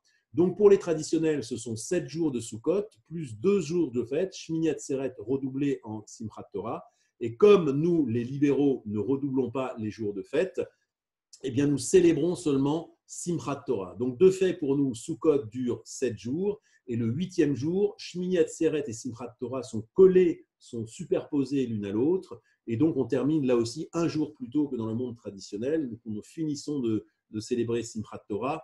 Simchat Torah commence pour le monde traditionnel. Et Simchat Torah, vous le savez, c'est ce moment où l'on finit le cycle de lecture de la Torah pour le recommencer aussitôt. Cela s'accomplit à la synagogue par cette très belle fête de joie où des bonbons sont lancés, où on termine le rouleau et aussitôt, pour marquer la continuité de l'interprétation et de la lecture, on commence un 2e rouleau. Ça, c'est le mois très très chargé, de fait très très chargé pour les rabbins, du mois de Tishri, qui comporte donc pas moins de 4 fêtes, Rosh Hashanah, Kippour, Sukkot et Shmini Atzeret, Simchat Torah. De fait, c'est suivi par un mois de Cheshvan qui ne comporte pas de fête. C'est le seul mois qui ne comporte pas de fête, et de fait que l'on appelle aussi Mar Cheshvan. Mar Cheshvan, il est connu sous 2 appellations, et les rabbins ici font un jeu de mots. Mar veut dire amer. Mar Cheshvan, c'est le mois amer de Cheshvan, tout simplement parce qu'il ne comporte pas de fête. Croyez-moi, c'est plutôt un mois qui est très très bien accueilli par les rabbins. C'est un mois où ils peuvent au moins commencer à se reposer. Donc, de fait, ce mois de Mar Cheshvan ne comporte pas de fête. Et ensuite, au mois de Tevet, c'est à nouveau une fête, la fête de Hanouka, qui dure 8 jours à partir du 25 Kislev. Qu'est-ce que je dis, Tevet ? Le mois de Kislev, Le 25 qui se lève, là aussi, structurellement, pas le temps de voir, mais structurellement, il y a un lien avec la fête de Noël. Noël sera calé un 25 décembre, tout simplement parce que Hanouka commence un 25 Tevet. Et donc, les 8 jours à partir du 25 Tevet sont des jours où on allume une bougie supplémentaire chaque jour pour constituer la fête de Hanouka. Ensuite vient le mois de Tevet, et le 10 du mois de Tevet, l'un des grands jeûnes, encore liés au temple. Je vous ai dit qu'il y avait eu cette tentative par les rabbins d'instaurer le Yom HaShoah le 10 Tevet, ça n'avait pas marché. Donc le 10 Tevet est marqué. Et puis, bien sûr, après le mois de Tevet, c'est le mois de Shvat. Le 15 Shvat, tout Bishvat, c'est la fête du Nouvel An des arbres. Et ce n'est pas terminé, puisqu'on continue, bien sûr, avec le mois de Hadar. Le 14 Hadar, c'est la fête, bien sûr, de Purim, précédée par un jeûne, le jeûne d'Esther. Et donc, quand il y a une année à 13 mois, une Shana Me'uberet, une année embolismique, eh bien, la fête de Purim est célébrée le Hadar, Hadar Sheni, le deuxième mois de Hadar. Ce n'est pas le premier mois qu'on attend, on attend le deuxième mois pour célébrer cette fête de Purim. Vous l'avez vu, c'est un calendrier donc effectivement extrêmement chargé, avec toutes les thématiques liées aux fêtes. Les fêtes comportent, je vous l'ai dit, différents aspects agricoles, historiques et identitaires. Donc, de fait, c'est un kaléidoscope constant que ces fêtes juives qui nous prennent dans des scénarios spirituels. Évidemment, il est très intéressant de voir comment on passe d'une thématique à l'autre, comment on passe de Rosh Hashanah à Kippour, comment après Kippour, on s'oriente vers Sukkot. Il y a une trame existentielle qui se joue, qui se fait et se défait constamment. C'est absolument passionnant et de fait, l'année juive est extrêmement riche en thématiques diverses. Alors, je fais un petit point, il est 20h12. J'aimerais aussi, une fois n'est pas coutume, peut-être consacrer du temps aux questions. Oui, je ne peux pas ne pas vous parler de Shabbat, bien sûr, qui est une fête, considérée comme une fête. Et de fait, c'est le symbole même du Yom Tov. Juste dire, on fera sans doute un cours particulier sur le Shabbat, qu'est-ce qu'on y fait, les mitzvot, c'est quoi cette histoire de travail, etc. Mais juste vous dire techniquement, par rapport à notre cours d'aujourd'hui, comment il commence. Shabbat est techniquement défini, c'est par rapport à ce qu'on appelle Shkiat Achama, la tombée du soleil. Quand le soleil commence à décroître et commence à disparaître sous l'horizon, c'est ce qu'on appelle le coucher du soleil. Shkiat Achama, c'est le moment où techniquement commence Shabbat. Alors, pour être sûr, toujours dans cette problématique de doute, les rabbins ont installé toujours des sécurités, etc.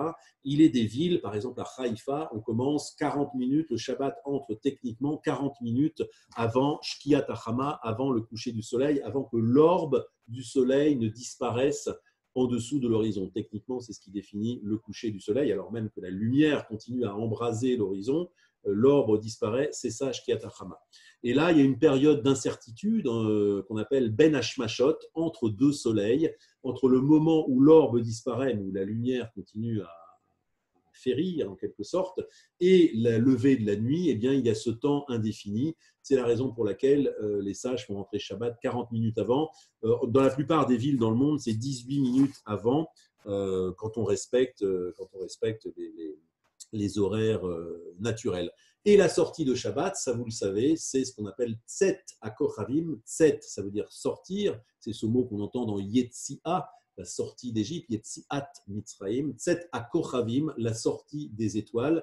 Shabbat ne se termine qu'à la vraiment tombée de la nuit, mais la nuit déjà bien noire, donc le samedi soir, est techniquement définie par l'apparition de 3 premières étoiles. Il faut être plus précis que ça.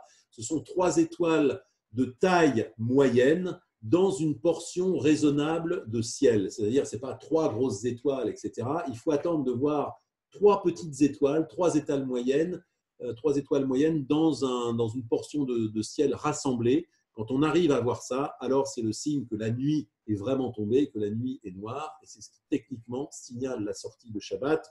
On le célèbre, comme vous le savez, enfin on célèbre l'entrée de Shabbat par un kiddush, puisque Shabbat a été sanctifié par Dieu dans la création. Donc, on sanctifie ce jour par un kiddush. Et de la même façon qu'on sanctifie le passage du temps profane au temps saint de Shabbat, on le sanctifie à la sortie par cette cérémonie de la Havdalah, qui veut dire séparation, toujours cet art de distinguer les choses. où les épices, la lumière et bien sûr le vin sont mis en jeu pour célébrer cette sortie de Shabbat. Alors, je veux aller assez rapidement maintenant. Je ne vais pas avoir le temps de vous parler vraiment d'une journée. Je vais vous parler de manière très générale de la journée, mais je vous promets que je reviendrai plus techniquement. Parce que maintenant, si on fait le zoom, ça c'était la troisième partie de cette première grande partie un peu technique, si on fait le zoom sur une journée, il y a des temps différents qui ont un impact sur la liturgie. Vous le savez, on a vu un petit peu la prière. Il y a 3 prières par jour dans le judaïsme. La prière du matin, Shacharit, la prière de l'après-midi, Mincha, et la prière du soir, qui de fait porte 2 noms, Arvit, RF c'est le soir, Arvit ou Ma'ariv, qui sont fondés sur les mêmes racines. Vous le savez, les prières sont un substitut pour les moments où on offrait des sacrifices au temple, mais de fait, ils sont définis techniquement par des heures à ne pas dépasser. Et il y a des moments donc critiques où l'on est censé, pour la prière du matin, le moment maximal où on est censé réciter le Shema Israël, pas plus de 3 heures dans l'entrée dans le jour. Et la Hamida, pas plus de 4 heures après le début du jour. Il y a midi. Et puis Mincha, il y a des controverses fécondes et abondante sur quand est-ce qu'il faut prier Mincha. Est-ce que c'est au milieu de l'après-midi? Est-ce que c'est plutôt quand le soleil se couche? Et Ma'ariv, la prière du soir, quand est-ce qu'elle commence? Moi, j'aurais voulu vous donner des détails sur ces différents temps, mais je sens que je ne vais pas avoir le temps parce que j'aimerais aussi aborder des questions plus réflexives.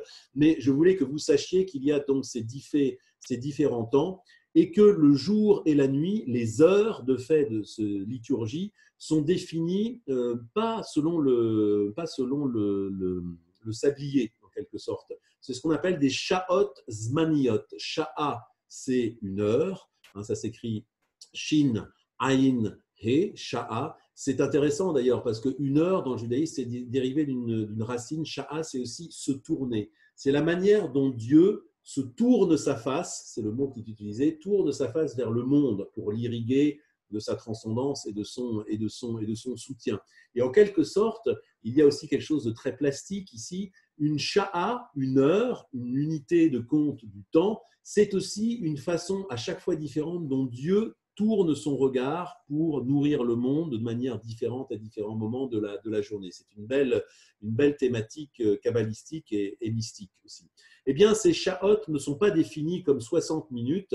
Le jour et la nuit, les sha'a, c'est 1/12 de jour ou 1/12 de nuit. C'est pour ça qu'on les appelle des sha'ot zmaniot. Ce sont des heures en fait saisonnières, parce qu'évidemment, suivant la saison, suivant qu'on est l'hiver ou l'été, la durée du jour n'est pas la même. Donc, le jour, l'été par exemple, ça commence, je ne sais pas, de 5 heures du matin jusqu'à 23 heures, donc il y a bien plus de 12 heures, et quand on divise par 12, en fait, une heure, c'est à peu près 1h10, 1h12. Et puis l'hiver, les heures sont plus courtes parce que la nuit, c'est la nuit qui est plus abondante et une heure du jour compte à peu près 50 minutes, le temps où il fait jour. Et donc, ces heures liturgiques, par exemple, de dire qu'il y a un temps qui s'appelle Sof Zman Kriyat Shema, l'heure maximale pour dire le schéma, qui est de 3 heures dans le jour, eh bien, si on est l'hiver, cette heure, ce sera 8 heures du matin. Si on est l'été, par exemple, et que le jour se lève à 5 heures, ce sera 5 plus 3, 8. Et si c'est l'hiver et que le jour commence seulement à 8 heures, mettons, ce sera 8 et 3, 11, ce sera 11 heures. Donc, vous voyez que les heures liturgiques sont différentes. On verra ça de manière plus précise parce que c'est vraiment intéressant. Mais de fait, ce n'est pas non plus central. Mais sachez qu'effectivement, la journée est découpée en différents moments qui ont trait à la liturgie et qui délimitent les différents temps valables pour la prière. Alors, il est 20h19. Je vais peut-être consacrer une vingtaine de minutes. On passe là dans notre deuxième grande partie, une partie plus réflexive. Je voudrais aborder un certain nombre de thématiques, mais je ne vais faire que les lancer parce que chaque thématique est justiciable d'une conférence, pour ainsi dire, mais différentes thématiques liées au temps, et puis on se gardera peut-être 20 minutes pour les questions. Le temps de la création. Voilà, une première thématique, c'est le temps et la création. effectivement, quand on ouvre la Bible, Bereshit bara Elohim et Hashamayim ve'et haaretz. C'est un sujet à la fois philosophique et qui est abondamment abordé par les sages. Est-ce que le temps existait avant ou est-ce que Dieu crée le temps en même temps qu'il crée le monde? On ne va pas répondre à cette question, mais de fait, c'est une question qui se pose. Que veut dire ce Bereshit? Est-ce que c'est une notion temporelle? Parce qu'on dit au début, Dieu créa le temps. Mais au début de quoi? Ça veut dire qu'il y avait déjà un référentiel au sein duquel cette création a lieu, ou est-ce que le temps est une création induite par la création elle-même? C'est un sujet absolument passionnant, je lance juste la piste comme ça. Mais de fait, il y a quelque chose qui est intéressant. Les 6 jours de la création, il y a une distinction entre le verbe bara, Bereshit bara Elohim, au début Dieu a créé. Ce verbe bara est un verbe qui est uniquement réservé à Dieu, qui connote, en fait, qui montre la création de l'existant. Il n'y a rien, et d'un seul coup, il y a quelque chose qui existe. Mais c'est un moment sans durée. C'est un moment sans durée. C'est une notion d'ailleurs qui nous dépasse complètement. De fait, la création humaine, je l'ai souvent abordée, est toujours basée sur des éléments préexistants. Le dogme, pour ainsi dire, de la création divine, c'est qu'il crée à partir de rien. Et c'est ce verbe bara, qui est propre à Dieu, qui est utilisé. L'homme n'utilise pas ce verbe de bara. On utilisera la formation, le yotzer, ou l'asot, le fait de faire. Et de fait, c'est intéressant, le mot qui est utilisé pour dire les 6 jours de la création, c'est Shechet Yemé Amaasé, les 6 jours de l'œuvre de la création. Il y a une distinction, il y a une rupture absolue entre ce temps de création qui est sans durée et le temps d'organisation en 6 jours. Quand Dieu crée le monde en 6 jours, en fait, ce n'est pas exact. Ce que dit la tradition, c'est qu'il fait. Il y a un maasé, il y a une œuvre divine, mais on est déjà dans un temps second par rapport au temps premier qui est bara. De fait, c'est pour ça peut-être que l'on utilise une seconde. Ça me fait penser à cette histoire talmudique qui dit pourquoi les traités talmudiques commencent toujours par la page Beit. Il n'y a pas de page 1 dans le Talmud. On commence toujours par les pages 2. Tous les traités talmudiques commencent par la page 2, 2a, 2b, etc. Mais il n'y a jamais de page 1. Et cette très belle réponse qui dit c'est pour te montrer que tu n'as jamais commencé à étudier. Eh bien, on pourrait dire la même chose du temps. Ce bara, c'est un temps qui ne nous appartient pas, qui est hors champ, hors conscience. Par contre, les 6 jours, ça, on peut en parler. Dieu organise, il sépare le ciel, la terre, etc. Il crée les différents éléments, mais c'est de l'œuvre, c'est de l'ordre du maasé, c'est de l'ordre du faire. On n'est déjà plus dans la création ex nihilo. Et ça, c'est une asymétrie absolument importante qui répond et auquel le Shabbat fait écho. C'est intéressant cette conception du temps, qu'il y a donc une épaisseur voilà, dans le temps, les 6 jours de l'œuvre, et que le 7e jour, Dieu cesse. C'est ça, cette notion de Shabbat, mais il cesse définitivement. En fait, si on se rend compte, nous sommes toujours dans le 7e jour de Dieu. Il n'y a pas de 8e jour, quelque part.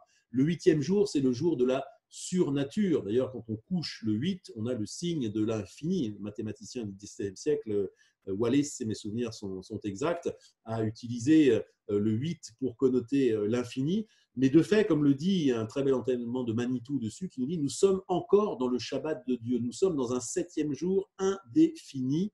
Et c'est la raison pour laquelle Shabbat a une valeur messianique. C'est un avant-goût du monde à venir parce que l'on expérimente un temps sans temps, en quelque sorte. Et le 8e jour est un jour, en quelque sorte, de surnature. Donc, c'est intéressant de voir que dans la conception du temps juif, il y a cette asymétrie entre un moment de création qui ne nous appartient pas, qui est hors champ. On pourrait dire, voilà, c'est le fameux mur de Planck, peut-être, un temps inconcevable auquel nous n'avons pas accès. Nous n'avons accès qu'aux secondes. Nous n'avons accès qu'aux secondes fois. Et de fait, c'est pour ça que le temps est défini par la notion de shana, sheni. Nous sommes toujours dans une seconde fois. Alors, ces secondes se renouvellent, chinouille, le changement, mais nous n'avons pas accès au premier. Et c'est aussi la thématique de Shabbat qui instaure une rupture absolue.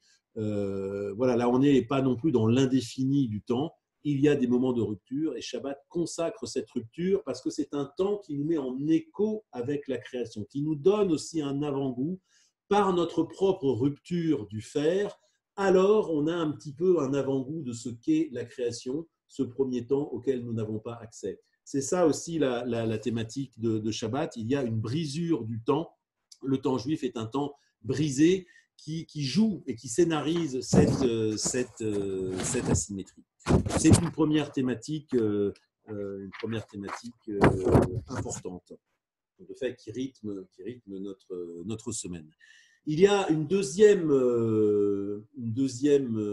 trésor apporté par la Bible, je vous le disais, c'est cette notion d'un temps linéaire. Ce temps linéaire est important parce que c'est lui qui va servir à construire la dimension morale.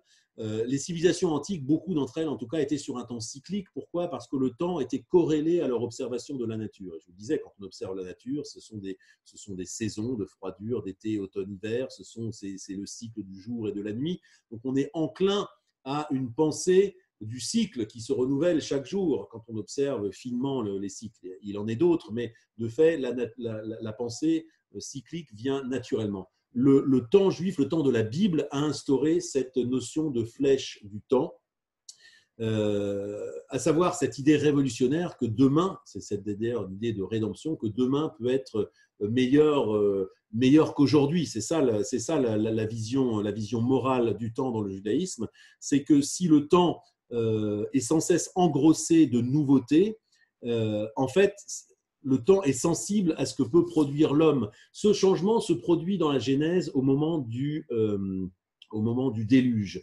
Il y a un commentaire assez fin de Yeshayahu Leibowitz là-dessus qui dit quand on regarde la paracha de Noach, elle est divisée en deux exactement.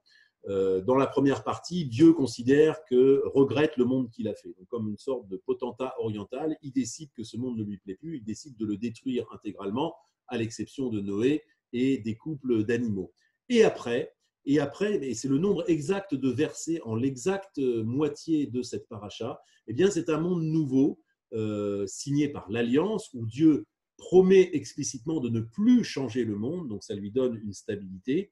Et donc, c'est le monde des cycles. Et d'ailleurs, les versets le disent, les cycles de froidure succéderont aux cycles de chaleur, etc. Donc, c'est l'instauration des saisons, mais précisément par l'instauration d'un monde stable, c'est quelque chose qui permet la vie morale de l'homme. Parce que dans un monde qui change constamment, l'homme ne peut pas avoir des actions qui sont efficaces. Si ces actions sont sans cesse rattrapées par un caprice divin qui finalement enlève le décor comme un tapis qui se déroulerait sous notre sol, alors l'homme ne peut pas instaurer d'objectifs dans le monde, d'objectifs moraux notamment. Et les commentaires sont très fins qui soulignent qu'effectivement, après le déluge, naît un monde stable, garanti par l'Alliance. De fait, c'est le symbole de l'arc-en-ciel qui vient fixer les lois de la nature. Ces lois de la nature que Dieu lui-même respecte. Maïmonide sera très fécond là-dessus en disant que Dieu respecte le fait que 2 et 2 fassent 4. Dieu respecte lui-même les lois de la nature. Mais de fait, dans ce monde stable, alors l'homme peut avoir des objectifs de réparer le monde, de changer le monde, de le faire évoluer. Et donc, seul un monde stable devient sensible aux actions de l'homme et c'est le coup d'envoi, c'est la possibilité d'une vie morale qui va, elle, se dérouler dans la dimension du temps. Il faut que la nature soit stable pour que le temps puisse être une dimension à part, séparée, dans laquelle des choses puissent se construire et des choses puissent se changer. Et c'est pour ça que la dimension du temps va être la dimension morale et c'est pour ça que les prophètes vont avoir cette intuition que Dieu se révèle avant tout dans la dimension du temps et que ce temps, nous les hommes, il faut le construire. C'est dans la dimension du temps que les choses vont pouvoir changer. Nous ne croyons pas au monde surnaturel de la nature. Les lois de la nature, elles existent. Ce monde est stable, ce monde est fixe. C'est l'un des génies de Dieu d'y avoir déposé sa sagesse. Par contre, dans la dimension du temps, alors les choses peuvent changer. La vie morale peut se dérouler. Et cette vie morale, c'est une troisième thématique qui vient s'engranger. C'est ce que d'ailleurs Shimon Peres, qui était commentateur biblique à ses heures, avait un très beau commentaire de cette paracha Noach, et il dit c'est la mention du Olam à Tachliti par rapport au Olam à Ma'agali. Olam, vous le savez, c'est le monde, c'est le temps aussi. Tachlit, c'est un objectif. Olam à Tachliti, c'est un monde d'objectifs. Olam à Ma'agali, Ma'agal, c'est un cycle, c'est le temps cyclique. Dans un temps cyclique, il n'y a pas d'action possible de l'homme. L'homme n'a pas d'engrenage, il n'arrive pas à accrocher quoi que ce soit. C'est le processus lui-même qui se déroule. Dans un monde Tachliti, alors ça exige de l'homme qu'il ait des objectifs et qu'il conduise lui-même des changements. Donc c'est l'invention de la responsabilité et du monde dynamique. C'est certainement une révolution que la Bible a apportée à la civilisation mondiale. Un mot plus précis sur le fait que le temps est la dimension de la morale. Alors là, il y a vous savez, dans ce livre que je cite souvent de Manitou, Léon Ashkenazi, ce grand sage après la Deuxième Guerre mondiale, dans La parole et l'écrit, qui est un recueil de textes qu'il a écrit sur différents sujets. Il y a un texte absolument extraordinaire sur la dimension morale du temps. Il base son commentaire sur ce qui est dit dans la Genèse, à la suite du Jardin d'Éden. L'homme est expulsé. D'ailleurs, ça marque le début du temps dynamique aussi d'une certaine façon. Dans le Jardin d'Éden, le temps est cyclique, rien ne se passe, c'est un éternel présent où l'homme finalement n'a pas prise sur le monde. Aucune action de l'homme ne peut avoir de conséquences, rien ne peut changer. Quand l'homme est expulsé du Jardin d'Éden, c'est le début de la condition réelle, c'est le début d'un monde orienté par la flèche du temps et un monde où on peut avoir des actions qui ont des conséquences. Eh bien, l'un des jugements, l'une des phrases dites par Dieu, c'est Mot Tamut. Après la faute du Jardin d'Éden, qui on va le voir n'est pas une faute, mais simplement une condition nécessaire de l'homme, Mot Tamut, de mort, tu mourras. Et Léon Ashkenazi analyse ces deux verbes. Il y en a un de fait qui est à l'infinitif. Alors c'est une tournure biblique assez fréquente. Une sorte de tournure qui dit « mourir, tu mourras ». De fait, quelques versets avant, il y a « achol, tachol », « manger, tu mangeras ». C'est une tournure qu'on appelle intensive qui renforce l'action. Mais Manitou la prend à la lettre. Et de fait, ce « mourir, tu mourras », il nous dit ce sont deux choses. Mourir, c'est le jugement. Nous croyons que le monde est jugé. Nous croyons que dans la dimension du temps, il y a des valeurs morales qui peuvent être instaurées et progresser. On peut construire un monde meilleur. Donc le jugement, mais il est à l'infinitif. Quelque part, la faute dans l'absolu, c'est mourir. Sauf qu'un monde, effectivement, où la justice absolue s'écraserait sur la tête de l'homme, ce n'est pas un monde vivable. Donc, de fait, ce mourir est conjugué, c'est l'introduction de la dimension du temps, la conjugaison, le futur. Tamut, tu mourras. Et donc, il y a un aménagement gracieux, en quelque sorte. Ce mourir qui représente une sorte de jugement absolu, par la grâce de Dieu, se conjugue et devient une épaisseur. Un futur, c'est quelque chose d'un seul coup qui vient par rapport à l'absolu de la justice, qui n'a pas de dimension, qui tombe comme une verticale absolue. C'est l'invention d'une épaisseur. Toute l'épaisseur du temps. Oui, mourir parce qu'on doit mourir, mais tu mourras beaucoup plus tard. Et donc cette dimension, d'un seul coup, cette épaisseur qui est créée, qui nous est donnée, c'est la dimension du temps dans lequel finalement la vie humaine se déroule. Nous avons 120 ans, nous avons des années, nous avons une épaisseur du temps qui nous est donnée pour faire quoi? Pour rejoindre l'absolu des valeurs. Les créatures que nous sommes, faites de chair et de sang, faites de corps et âme, ne sont pas faites pour incarner la justice. Nous ne sommes pas des robots, nous ne sommes pas des ordinateurs, nous ne sommes pas des notions, nous ne sommes pas des abstractions, nous sommes des êtres vivants, mais nous sommes des êtres moraux. La manière de pouvoir vivre une vie morale, on ne peut pas le faire dans l'absolu, il nous faut du temps. De fait, cette mort nous est aménagée comme un tu mourras dans la dimension du temps, et le temps est essentiellement un délai dans le judaïsme. Ce n'est pas quelque chose de comptable, ce n'est pas une horloge qui clique sur un bout d'espace, ce n'est pas un décompte, c'est un délai de grâce qui nous permet de rejoindre l'absolu des valeurs dans une unité qui est celle de notre vie. Et c'est la raison pour laquelle le temps pour le judaïsme est la dimension de la moralité de manière essentielle. Il y a un absolu des valeurs, mais ce n'est pas un absolu vivable, c'est un absolu qui nous écraserait. Et la seule manière de rejoindre l'absolu des valeurs, c'est à travers une dimension nouvelle, créée, qui n'est pas celle de la nature, qui n'est pas celle de la nature des choses, c'est la dimension du temps. Voilà pourquoi Dieu se révèle dans le temps, voilà pourquoi nous écoutons sa parole, voilà pourquoi la parole, voilà pourquoi la narration, voilà pourquoi la mémoire est au centre de la tradition juive, parce que tout cela, ce sont des phénomènes qui sont liés au temps et qui se déroulent dans le temps comme un délai de rachmanout, de compassion. Le temps, finalement, c'est une dimension de compassion qui nous est donnée pour décéder, certes, ultimement, mais pour desserrer l'absolu des valeurs et l'absolu de notre nature. Nous n'aurions qu'une nature, ce serait terrible, nous serions astreints justement aux conséquences de notre nature, mais nous sommes aussi les fils du temps, nous pouvons même le construire, ce temps. Ce n'est pas qu'on en est des fils au sens passif, ce temps, nous le construisons. Ça, c'est une dimension extrêmement importante de la tradition juive. Quand on colle les deux idées, on voit la révolution apportée par le judaïsme, le fait que le temps n'est pas cyclique, qu'il est orienté comme une flèche, et donc qu'il est sensible à l'action humaine, et rapporté à un individu, la dimension du temps est un délai de grâce qui nous est accordé pour rejoindre l'absolu des valeurs, pour instaurer ces valeurs dans le temps, mais tout le temps de la vie humaine. Alors, de fait, c'est une idée, et là je sens qu'on ne va pas avoir le temps du coup, c'est une idée aussi propre au messianisme. Le messianisme, vous savez, c'est cette notion que le temps est fondamentalement orienté vers le bien. Alors, il y a deux messies, comme vous le savez, le messie Ben Yosef, fils de Yosef, et le messie Ben David, fils de David. C'est cette idée que quelque part, effectivement, il y a une progression possible dans l'ordre du temps. Il y a Dieu aime les intervalles, comme disait Borges. L'avenir est inévitable, mais il peut ne pas arriver. On voit de nombreuses fois où dans l'histoire du monde, l'avenir que l'on pense souhaitable, possible et même logique n'arrive pas. Et donc, Dieu crée des intervalles, il les aime, ces intervalles. Nous croyons à cela, et cela n'est possible que dans la dimension du temps. Pour quelqu'un qui ne reconnaît pas la dimension du temps, eh bien, rien n'est possible. Il ne se fie qu'à la nature, et la nature, c'est le monde des processus, c'est le monde des enchaînements mortifères et sans degré de liberté.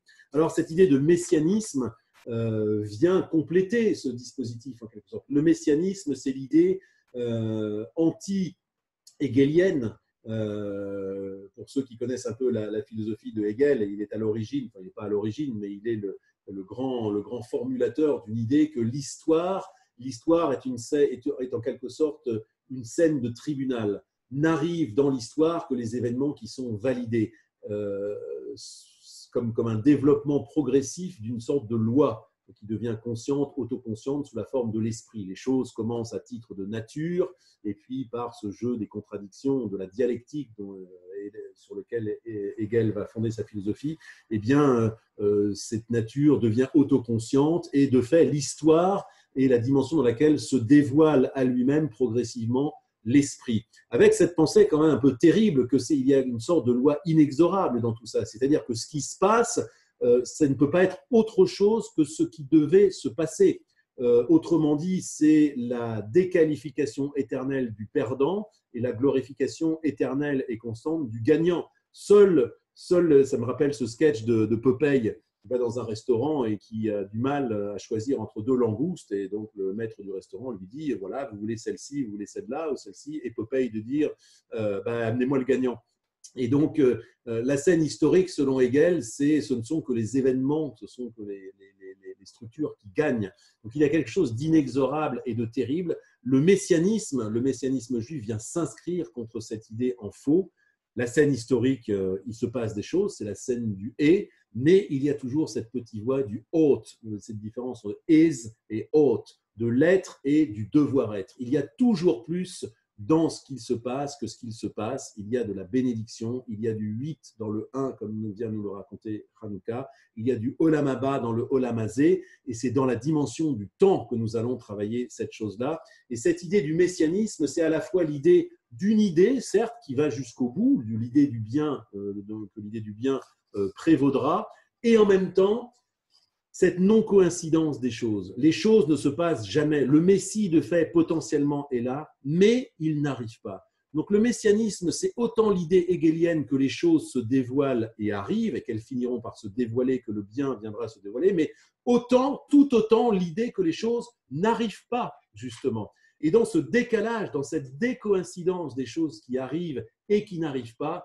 alors il y a toute la liberté, il y a toute la finesse, il y a toute la contradiction de ce temps juif si riche, fait d'asymétrie, fait de rupture, fait d'intervalle, et qui nous donne aussi une sorte de second thought sur la réalité, de décalage. Nous savons que nous ne sommes pas de fait. C'est ce que disait de manière très très belle cette citation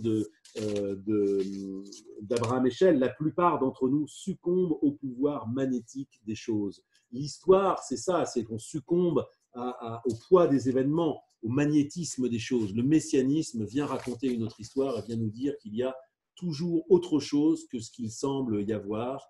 Voilà trois thématiques très fortes du temps. Il y en aurait bien d'autres, on pourra les partager. Mais je vois qu'il est 8h, 9h moins 20, et sans doute vient le temps des questions, justement pour faire décoïncider en quelque sorte les choses. Alors, je me précipite sur ma souris. Je vois qu'il y a participants, activer les muets, et je vais en un clic miraculeux activer tous les micros et écouter vos questions. Voilà les amis, c'était clair, il y a des choses qui restent dans l'ombre, oui sûrement. Alors là, je ne vous entends pas. Oui, la différence entre ce que Dieu peut créer et ce que nous, on peut l'empêcher de faire dans l'avenir, j'avoue que je n'ai pas bien compris ça.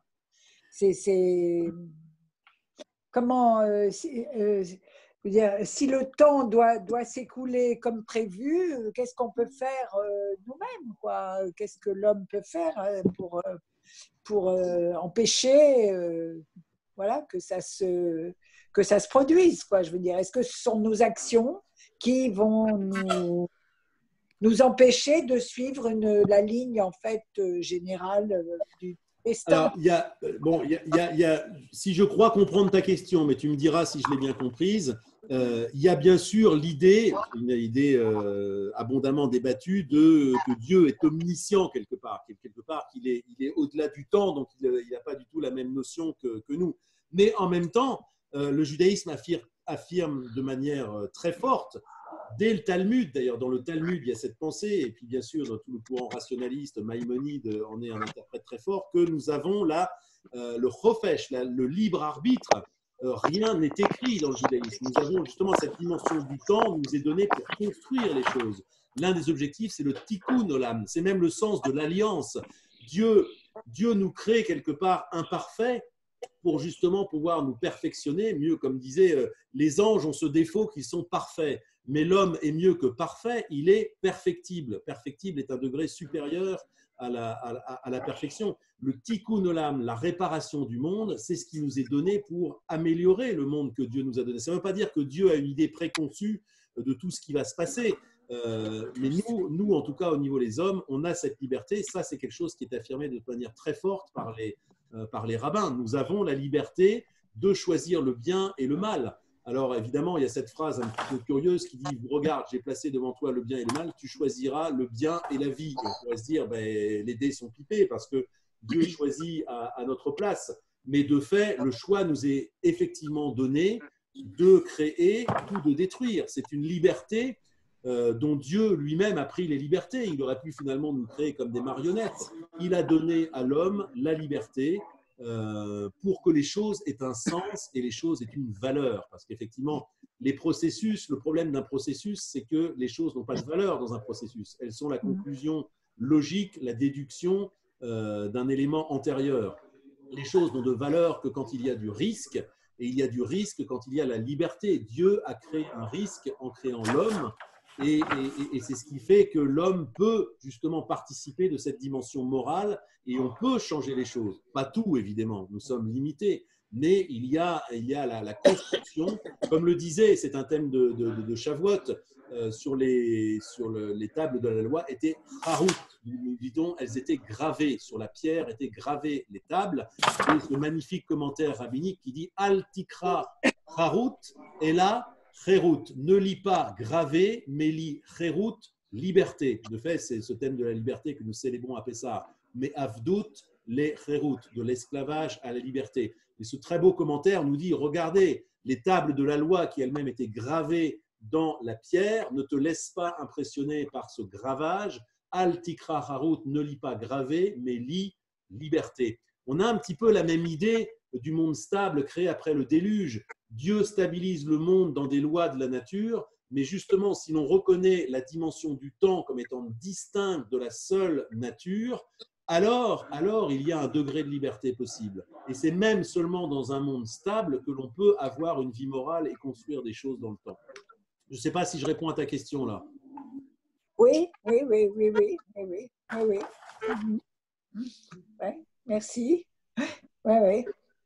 Et du coup, j'ai une petite question sur cette notion de temps stable et ça extrapole peut-être un peu trop, mais avec la situation actuelle, je me posais la question si aujourd'hui on peut lire cette instabilité, notamment de l'environnement, comme un peu un défi ou un questionnement sur notre action et sur la capacité à devoir s'arrêter. Aujourd'hui, notre temps s'arrête, notamment avec le confinement, parce que la stabilité est mise en cause. Ou alors c'est complètement… Oui, mais c'est un thème, merci de cette question, c'est un thème éminemment intéressant. C'est la notion d'alliance.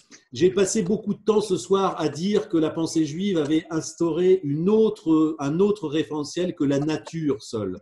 La nature, c'est un référentiel puissant. Dans la nature, on y lit des lois, on y lit un cosmos, on y lit une organisation, on y lit des processus, on y lit des causes et des effets.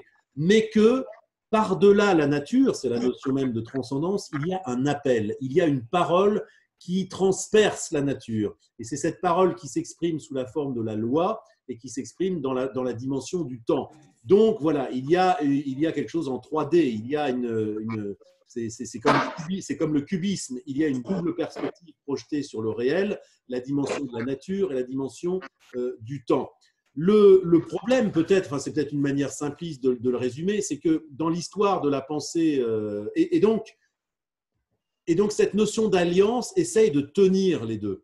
L'alliance, c'est ce grand dialogue entre l'homme et Dieu qui reconnaît à partir des lois de la nature l'idée d'un contrat, l'idée que oui, on reconnaît cette nature, de fait, c'est l'essence de la Brit Mila, c'est de reconnaître qu'on a été créé, c'est reconnaître tout l'apport de la création, mais le fait que ces créations n'est pas le mot ultime de la nature, qu'il y a autre chose et qu'il faut emmener cette nature au-delà, justement avec l'aide du langage qui nous a été donné, l'aide de la loi, etc., emmener le monde plus loin qu'il n'est à l'état actuel. Et ça, c'est cette dimension. Et l'alliance, c'est ça. Et l'alliance essaye en permanence de maintenir les deux. Le respect de la nature, parce que c'est la mission qui nous avait été confiée au Jardin d'Éden, Shmor garde cette nature, entretient-la, et en même temps de l'emmener plus loin. Et donc l'alliance essaye d'articuler ces deux choses contraires. Il se trouve que dans la pensée occidentale, là c'est un résumé un petit peu violent, mais au XVIIe, XVIIIe siècle, naît un individu nouveau qui est sacralisé à travers sa volonté. N'est retenu comme important que la volonté. Rousseau, toutes les pensées du contrat social instaurent la volonté comme le nec plus ultra de l'homme. Et je relisais il n'y a pas longtemps un texte de Condorcet, éminent penseur des Lumières, qui mettait en avant cette notion de perfectibilité infinie de l'homme. L'idée que l'homme est infiniment perfectible et que c'est évidemment dans son esprit quelque chose d'extrêmement souhaitable et à célébrer. Mais là, c'est intéressant parce que dans cette pensée, on a perdu l'un des deux termes de l'alliance. On a gardé que le thème de la perfection, le thème du tikkun, etc. Mais si ce tikkun ne vient pas en buter quand même d'un respect fondamental de la nature, alors on s'expose à l'hubris, à la force infinie de l'homme, au fait qu'effectivement tout est disponible. On reconnaît aussi des thèmes de Hartmut Rosa ici, ou même des thèmes développés par Finkielkraut dans certains de ses esprits sur l'infinie disponibilité. S'il n'y a plus que la volonté de l'homme, alors tout nous est permis. Mais justement, cette alliance reconnaît les deux choses. Elle reconnaît effectivement le fait que le monde est perfectible, que demain peut être meilleur qu'aujourd'hui, mais sans illusion sur le fait que tout le système va être renversé. Il y a aussi cette butée de la création. On reconnaît que ce monde a été créé. Et c'est dans l'articulation des deux que se joue le progrès. Le problème du progrès à la façon moderne ou postmoderne, c'est qu'on ne retient que la volonté, la perfectibilité infinie. Et de fait, c'est quelque chose qui peut facilement nous emmener dans le mur. Je pense que le changement climatique, c'est l'une des thématiques très fortes de cette hubris de l'homme qui pense infiniment modifiable, infiniment perfectible, tout, sans se rendre compte qu'il y a des limites. De fait, la notion d'alliance est à la fois une notion révolutionnaire qui nous précipite vers le changement et en même temps qui reconnaît la limite, à savoir ce temps numéro 1 auquel nous n'avons jamais accès. On est toujours second. on est toujours dans des secondes. Nous n'avons pas accès à la première page. Nous n'avons pas encore commencé à étudier. C'est ça le check and balance de la notion de Brit, qui s'est peut-être perdu dans la pensée du progrès actuel.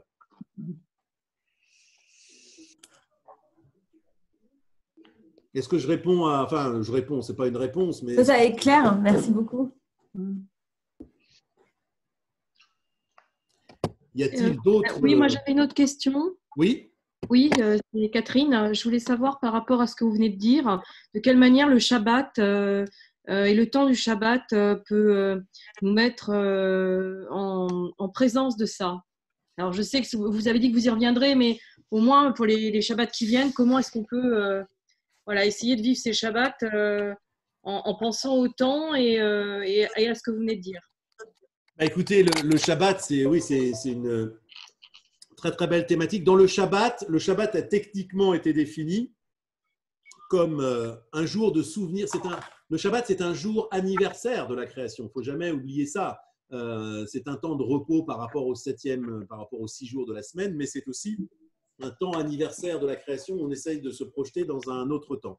Techniquement, il a été défini comme l'absence de travail. Alors, vaste sujet, qu'est-ce que le travail? Le travail, c'est justement la notion de tikkun. C'est le fait d'emmener le monde dans un état, de faire progresser l'état du monde.